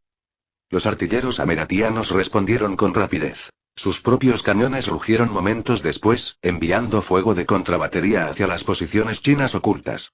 Los proyectiles explotaron a lo largo de la cresta y el fondo del valle, y cada detonación dejó nuevas cicatrices en la tierra. En medio del violento intercambio de fuego de artillería, el general Feng comandó el avance de la infantería, señalando movimientos precisos y con firme autoridad. Los soldados, vestidos con uniformes azul oscuro y armados con fusiles de cerrojo recién importados, avanzaron con cautela pero con determinación. Se movieron en líneas disciplinadas, utilizando coberturas dispersas, deteniéndose solo para disparar ráfagas certeras a las trincheras enemigas distantes. Línea defensiva ameratiano-japonesa, cresta al este de Pyongyang. En la cresta opuesta, el mayor Thomas Harper, de la 7 Brigada Expedicionaria Ameratiana, se agachó instintivamente cuando otro proyectil chino explotó cerca, esparciendo tierra y escombros por el aire. «¡Infieme!», gritó Harper, levantándose rápidamente. Un teniente corrió hacia él a través de la trinchera llena de humo. «Señor. La infantería china avanza a paso firme. Su artillería apunta específicamente a nuestras baterías. ¿Damnificados? Graves daños en la batería A, señor. Los cañones 1 y 3 están inutilizados. Múltiples heridos». Harper frunció el ceño. «Soliciten refuerzos de artillería inmediatos al cuartel general. Mantengan esta cresta a toda costa». «Sí, señor». Harper observó con tristeza cómo otro proyectil impactaba cerca de uno de los nidos de ametralladoras que les quedaban, silenciándolo al instante. Maldijo en silencio, al darse cuenta de que los chinos eran más capaces de lo que indicaba la inteligencia. No eran fuerzas Qin anticuadas. Luchaban con precisión, empleando con eficacia sus modernas tácticas de artillería e infantería. 1030 horas, líneas chinas. El general Yuan observaba atentamente cómo su infantería se acercaba a la base de la cresta. Las disciplinadas líneas habían sido ligeramente interrumpidas por la artillería ameratiana, pero se mantuvieron unidas, acortando rápidamente la brecha bajo fuego intenso. Hizo una señal a un corredor. «Ordene al general Feng que despliegue reservas ahora. Asalte directamente el flanco oeste, debilitado». El corredor saludó con fuerza y salió corriendo. Yuan volvió a concentrarse en la batalla, confiado en que sus tácticas darían resultados. Sabía que el precio era alto, pero la victoria decisiva exigía sacrificio. 1100 horas, línea defensiva de Ridge. La infantería china avanzó con fuerza, bayonetas caladas y fusiles disparando ráfagas precisas a corta distancia. Las tropas ameratianas y japonesas, inicialmente firmes, comenzaron a replegarse en varios puntos bajo una presión implacable. El mayor Harper gritó órdenes desesperadamente, intentando estabilizar el flanco que se derrumbaba. «Mantengan sus posiciones. Calcen las bayonetas. Manténganse firmes». Pero el impulso había cambiado. Los refuerzos ameratianos procedentes de Pyongyang se retrasaron, y los chinos, impulsados por un riguroso entrenamiento y su superioridad numérica, estaban avanzando.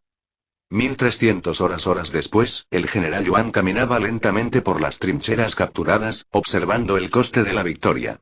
Soldados muertos y heridos chinos, japoneses, ameratienses yacían dispersos sobre la tierra removida.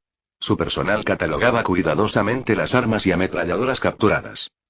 El coronel Deng se acercó respetuosamente.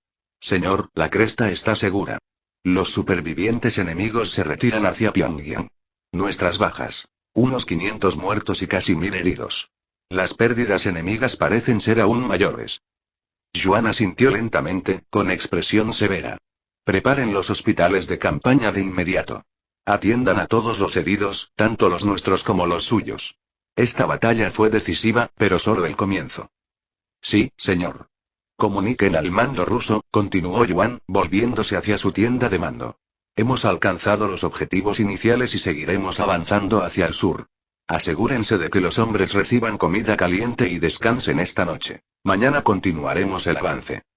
Entendido, señor, respondió Deng con firmeza, saludando. 17 de septiembre de 1898, sede de Ameratian, Seúl. En Seúl, el general estadounidense William Caldwell golpeó con el puño una mesa de mapas, frustrado, al recibir la noticia. ¿Cómo pudieron abrirse paso? Nuestra inteligencia indicó que los chinos estaban mal coordinados. El coronel Grant, su oficial de inteligencia, respondió con severidad. General, es evidente que se han adaptado con rapidez. Las tropas chinas utilizaron las tácticas ameratianas con eficacia. Subestimamos su nuevo entrenamiento y disciplina. Caldwell exhaló bruscamente, recuperando la compostura. Preparen refuerzos de inmediato. Consoliden las posiciones defensivas alrededor de Pyongyang. Si Pyongyang cae, Seúl se vuelve vulnerable.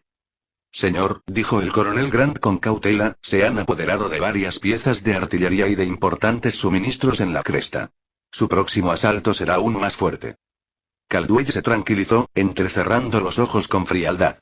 Entonces estaremos listos para ellos. Coordínense con el alto mando japonés. El avance chino termina en Pyongyang. ¿Entendido? Entendido, general, respondió Grant con firmeza. 18 de septiembre de 1898, frente de Pyongyang, líneas chinas al amanecer. 2 días después de su victoria inicial, el general Yuan estudiaba en silencio los mapas, rodeado de sus oficiales superiores. Su plan era meticuloso. Rodear Pyongyang rápidamente, cortar los refuerzos enemigos del sur y coordinarse estrechamente con el avance ruso desde el este.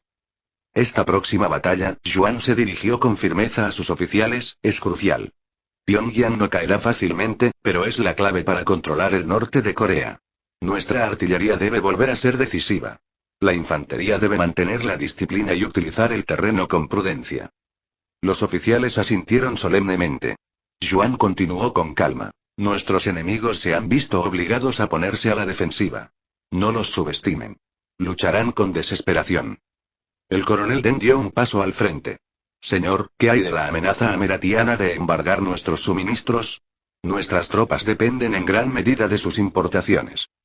Yuan respondió con seguridad. Nuestros aliados rusos ya están trabajando para ofrecer alternativas. Hasta entonces, utilicen las armas, municiones y equipos capturados en las batallas. Conserven los suministros con cuidado. Sí, señor, reconoció Deng. Yuan observó a sus comandantes reunidos, observando sus expresiones de determinación. El nuevo ejército representa la fuerza renovada de China. Hoy, demostramos esa fuerza claramente a nuestros enemigos. Retrocedió, se ajustó el uniforme y dio la orden final. Comiencen el asalto a Pyongyang. Las fuerzas chinas avanzaron de nuevo, bien preparadas y resueltas, con un rumbo decidido e inquebrantable. Las batallas que se avecinaban prometían altos costos y resultados inciertos, pero China finalmente estaba en marcha. Un imperio decidido a recuperar su lugar, sin importar el precio. Cuando el fuego de artillería estalló una vez más, sacudiendo la tierra coreana, la lucha por el este de Asia pasó a una nueva e implacable fase. 18 de septiembre de 1898, afueras de Pyongyang. Mientras las fuerzas chinas avanzaban, la artillería volvió a retumbar, destrozando las posiciones defensivas de Pyongyang. La ciudad, estratégicamente crucial, se asentaba tras defensas estratificadas, reforzadas apresuradamente por ingenieros ameratianos.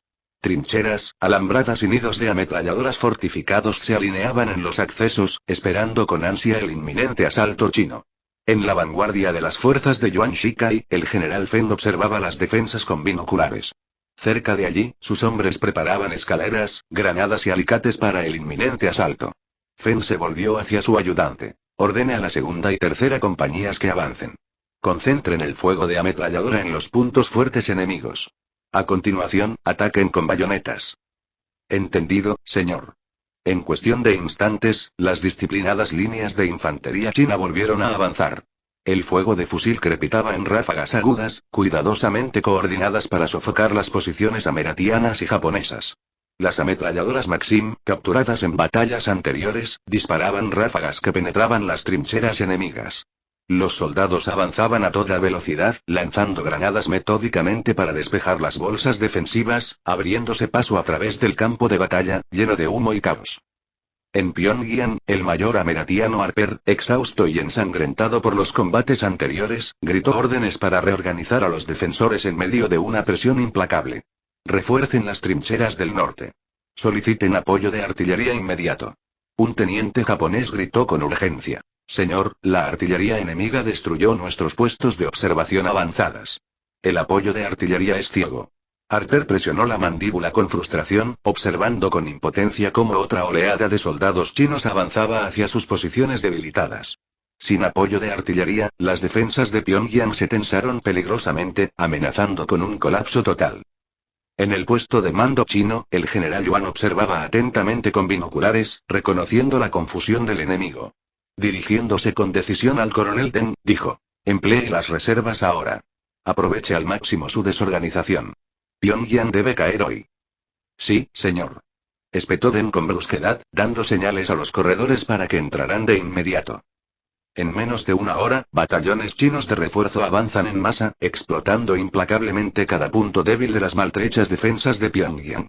Con la munición baja, la moral decayendo y el liderazgo bajo presión, los defensores iniciaron una retirada lenta y a regañadientes hacia el corazón de la ciudad. Al caer la noche del 18 de septiembre, las fuerzas chinas aseguraron firmemente las afueras de Pyongyang, con sus banderas ondeando con orgullo sobre las posiciones ameratianas capturadas. El general Yuan Shikai se permitió un breve y tranquilo momento de satisfacción. Pyongyang estaba al alcance, y el camino hacia el sur, hacia Seúl, estaba abierto, a la espera de ser conquistado. Capítulo 280.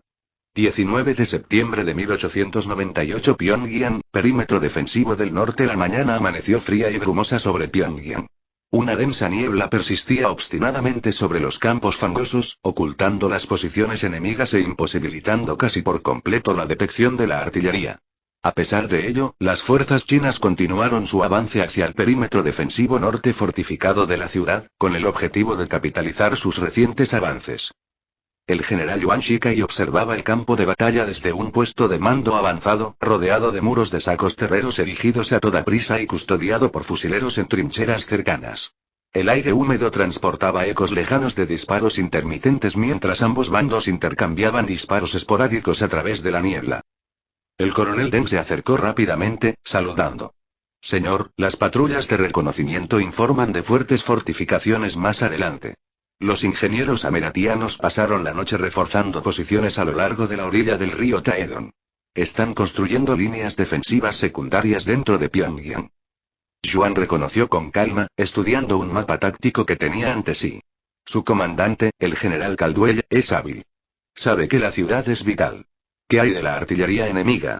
Deng señaló las posiciones marcadas. Reposicionaron varias baterías durante la noche, incluyendo algunos obuses ameratianos de 105 milímetros más pesados. Protegen las líneas de suministro a las ciudades del sur y el oeste.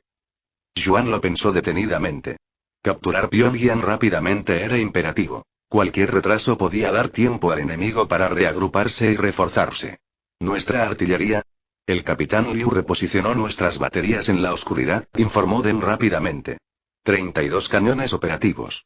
La munición sigue siendo suficiente, pero el reabastecimiento será un problema en unos días. Entendido, respondió Yuan con decisión. Comience el bombardeo de artillería a las 7. Apunte a las posiciones avanzadas enemigas e intente desbaratar sus unidades de ingenieros. Inmediatamente después, los regimientos de infantería atacarán. Sí, señor, saludó Deng bruscamente, mientras se disponía a transmitir las órdenes. 7 horas, afueras del norte de Pyongyang, la artillería china desató una atronadora descarga siguiendo las órdenes, con proyectiles silbando sobre sus cabezas y estrellándose violentamente contra las posiciones defensivas ameratianas. Las explosiones destrozaron los búnkeres construidos a toda prisa, derrumbando las trincheras con sacos de arena y sembrando el caos entre las tropas enemigas que intentaban fortificarse en el último momento. Los defensores ameratianos se apresuraron a ponerse a cubierto, intentando desesperadamente restablecer el orden entre la caída de proyectiles. Las posiciones de ametralladoras respondieron con fuego esporádico, intentando contener las líneas de infantería que se acercaban. El general Feng, al mando del asalto de infantería, gritó órdenes con claridad y método. Los soldados avanzaron con paso firme bajo la protección de la artillería, manteniendo la formación en las líneas de escaramuza y disparando ráfagas de fusil cuidadosamente coordinadas a medida que acortaban distancias. Sin embargo, la resistencia ameratiana se endureció considerablemente a medida que la infantería china se acercaba a 200 metros. Las ametralladoras, ocultas en búnkeres fortificados, abrieron fuego implacable, aniquilando a los soldados que avanzaban. Las bajas aumentaron rápidamente. Líneas de avanzada chinas. El general Yuan, observando desde su posición, notó de inmediato la lentitud del avance de la infantería. Hizo una señal a un mensajero, entregando nuevas órdenes urgentemente. Desvíen el fuego de artillería directamente a las ametralladoras enemigas. Apoyen de cerca el avance de la infantería. El corredor escapó a toda velocidad y, en cuestión de minutos, el bombardeo de artillería cambió drásticamente.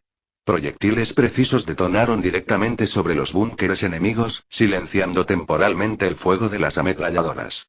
Aprovechando la breve pausa, los soldados chinos volvieron a avanzar, acortando rápidamente la distancia. Pyongyang, líneas defensivas ameratianas. El mayor Thomas Harper observaba con frustración cómo los proyectiles de artillería acribillaban sus defensas cuidadosamente preparadas. Observadores de artillería. Gritó a través del caos. Disparen fuego de contrabatería inmediatamente. Imposible, señor. Gritó un joven teniente, agachándose al ver explotar otro proyectil cerca. Perdimos la visibilidad con esta maldita niebla. Harper maldijo en voz baja, agarrando con fuerza su revólver. Sabía que la línea defensiva no resistiría mucho más sin el apoyo de la artillería. 9 horas, brecha de asalto china. Finalmente, la implacable infantería china aplastó un sector crítico de las defensas del norte, penetrando en las trincheras e invadiendo las aisladas posiciones ameratianas. Estalló un feroz combate cuerpo a cuerpo, con bayonetas y culatas de fusil chocando brutalmente. Los soldados ameratianos, ampliamente superados en número, comenzaron a retirarse a líneas defensivas secundarias en las zonas más profundas de Pyongyang. El general Yuan observaba atentamente, con una satisfacción atenuada por la cautela. La ciudad permanecía defendida tenazmente, y las bajas en ambos bandos aumentaban rápidamente. 20 de septiembre de 1898, Seúl, sede de Ameratian. El general Caldwell revisó los informes desesperados que llegaban desde Pyongyang y reconoció la grave situación de la ciudad. Los refuerzos del sur se retrasaron y la moral de los defensores restantes se tambaleaba peligrosamente baja. El coronel Grant entró rápidamente. General, el alto mando japonés aconseja la retirada inmediata a posiciones defensivas más fuertes al sur. Si mantenemos Pyongyang por más tiempo, corremos el riesgo de perder las fuerzas que nos quedan. Caldwell apretó el puño con amargura, sabiendo que Grant tenía razón. Ordenen la retirada inmediata, dijo a regañadientes. Destruyan todo el equipo que no podamos evacuar. No podemos permitir que los chinos se apoderen de más suministros. Entendido, respondió Grant con firmeza, moviéndose rápidamente para dar órdenes. 21 de septiembre de 1898, Pyongyang, temprano en la mañana al amanecer, Pyongyang, azotada por la devastada ciudad, las tropas chinas avanzaron con cautela por las afueras, encontrando poca resistencia. Las fuerzas estadounidenses y japonesas habían evacuado la ciudad durante la noche, destruyendo puentes, depósitos de municiones y equipo pesado en su retirada. El general Yuan Shikai entró solemnemente en la ciudad, observando edificios calcinados, trincheras abandonadas y escombros dispersos. El coronel Deng se acercó sigilosamente. La ciudad es nuestra, general. Las fuerzas enemigas se retiraron durante la noche. Demolieron infraestructuras clave para frenar nuestro avance hacia el sur. Yuan asintió lentamente. ¿Víctimas? Deng dudó un momento. Muy bien, señor. Otros 800 muertos, más de 1500 heridos. Unidades médicas desbordadas. Yuan exhaló lentamente. El coste de la victoria era alto, pero necesario. Comience de inmediato las reparaciones de la infraestructura. Priorice la limpieza de carreteras y el restablecimiento de las líneas de comunicación con las fuerzas rusas al este. Pyongyang debe convertirse en nuestra base de avanzada para futuras operaciones. Entendido, señor, respondió Deng respetuosamente. 23 de septiembre de 1898, Pyongyang, centro de mando chino. 2 días después, Yuan revisó mapas estratégicos actualizados junto con los comandantes rusos que habían llegado del frente oriental. El general ruso Alexei Mikhailov habló con gravedad. Sus fuerzas han tenido un desempeño notable, general Yuan.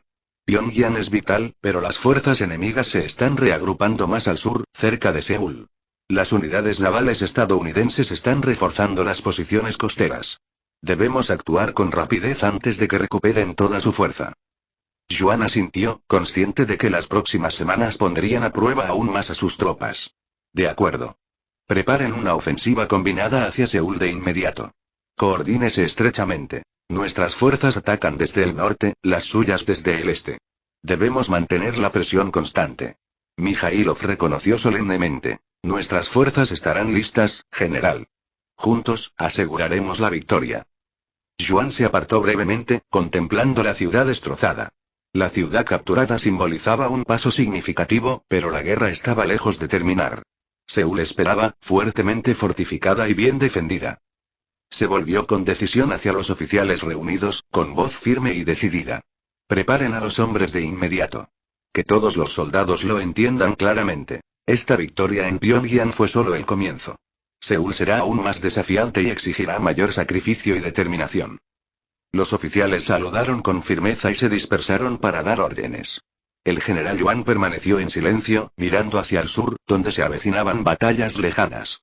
El imperio chino había demostrado su fuerza en Pyongyang, pero la lucha por el este de Asia apenas comenzaba. Mientras las fuerzas chinas se preparaban una vez más, el conflicto implacable avanzaba inexorablemente. Cada victoria costosa, cada batalla reñida y cada soldado sabiendo claramente que la lucha decisiva por el dominio en el este de Asia aún estaba por llegar. 24 de septiembre de 1898, DC, Palacio Presidencial de Amerati. A la luz del atardecer proyectaba largas sombras a través de los altos ventanales del estudio presidencial, reflejándose suavemente en las pulidas superficies de caoba y los papeles cuidadosamente ordenados. El presidente Mateusz permanecía de pie junto a su escritorio, revisando en silencio los informes telegráficos del frente. Los últimos despachos habían pintado un panorama preocupante durante días, pero el informe que tenía en sus manos confirmaba sus temores más profundos. Un golpe vacilante se escuchó en la puerta, interrumpiendo los sombríos pensamientos de Mateu. «Pase», llamó Mateu en voz baja, sin apartar la vista del infieme. La puerta se abrió suavemente y Collins entró, su rostro cuidadosamente neutral pero delatando la gravedad de la situación. «Señor presidente, acabamos de recibir confirmación. Pyongyang ha caído ante las fuerzas chinas», informó Collins con solemnidad, de pie, rígido, junto a la puerta. El general Caldwell ordenó la evacuación tras intensos combates. «Nuestras unidades se están reagrupando al sur de la ciudad». Mateu exhaló lentamente, colocando con cuidado el telegrama sobre su escritorio. Por un instante, no respondió, mirando en silencio hacia la luz del sol que se desvanecía y bañaba la ciudad con un resplandor engañosamente pacífico. «¿Víctimas?», preguntó finalmente, con voz fuertemente controlada. «Fuertes», admitió Collins con cautela. «Los informes indican pérdidas significativas, sobre todo entre la 3 Infantería japonesa y nuestra 7 Brigada Expedicionaria. Se dejaron municiones, artillería pesada y suministros o fueron destruidos para evitar la captura del enemigo. La moral de las tropas está baja». Mateu asintió con tristeza, asimilando los dolorosos detalles. «General Caldwell, ¿cuál es su estatus?». «Vivo, ileso y supervisando la retirada hacia el sur», respondió Collins con prontitud.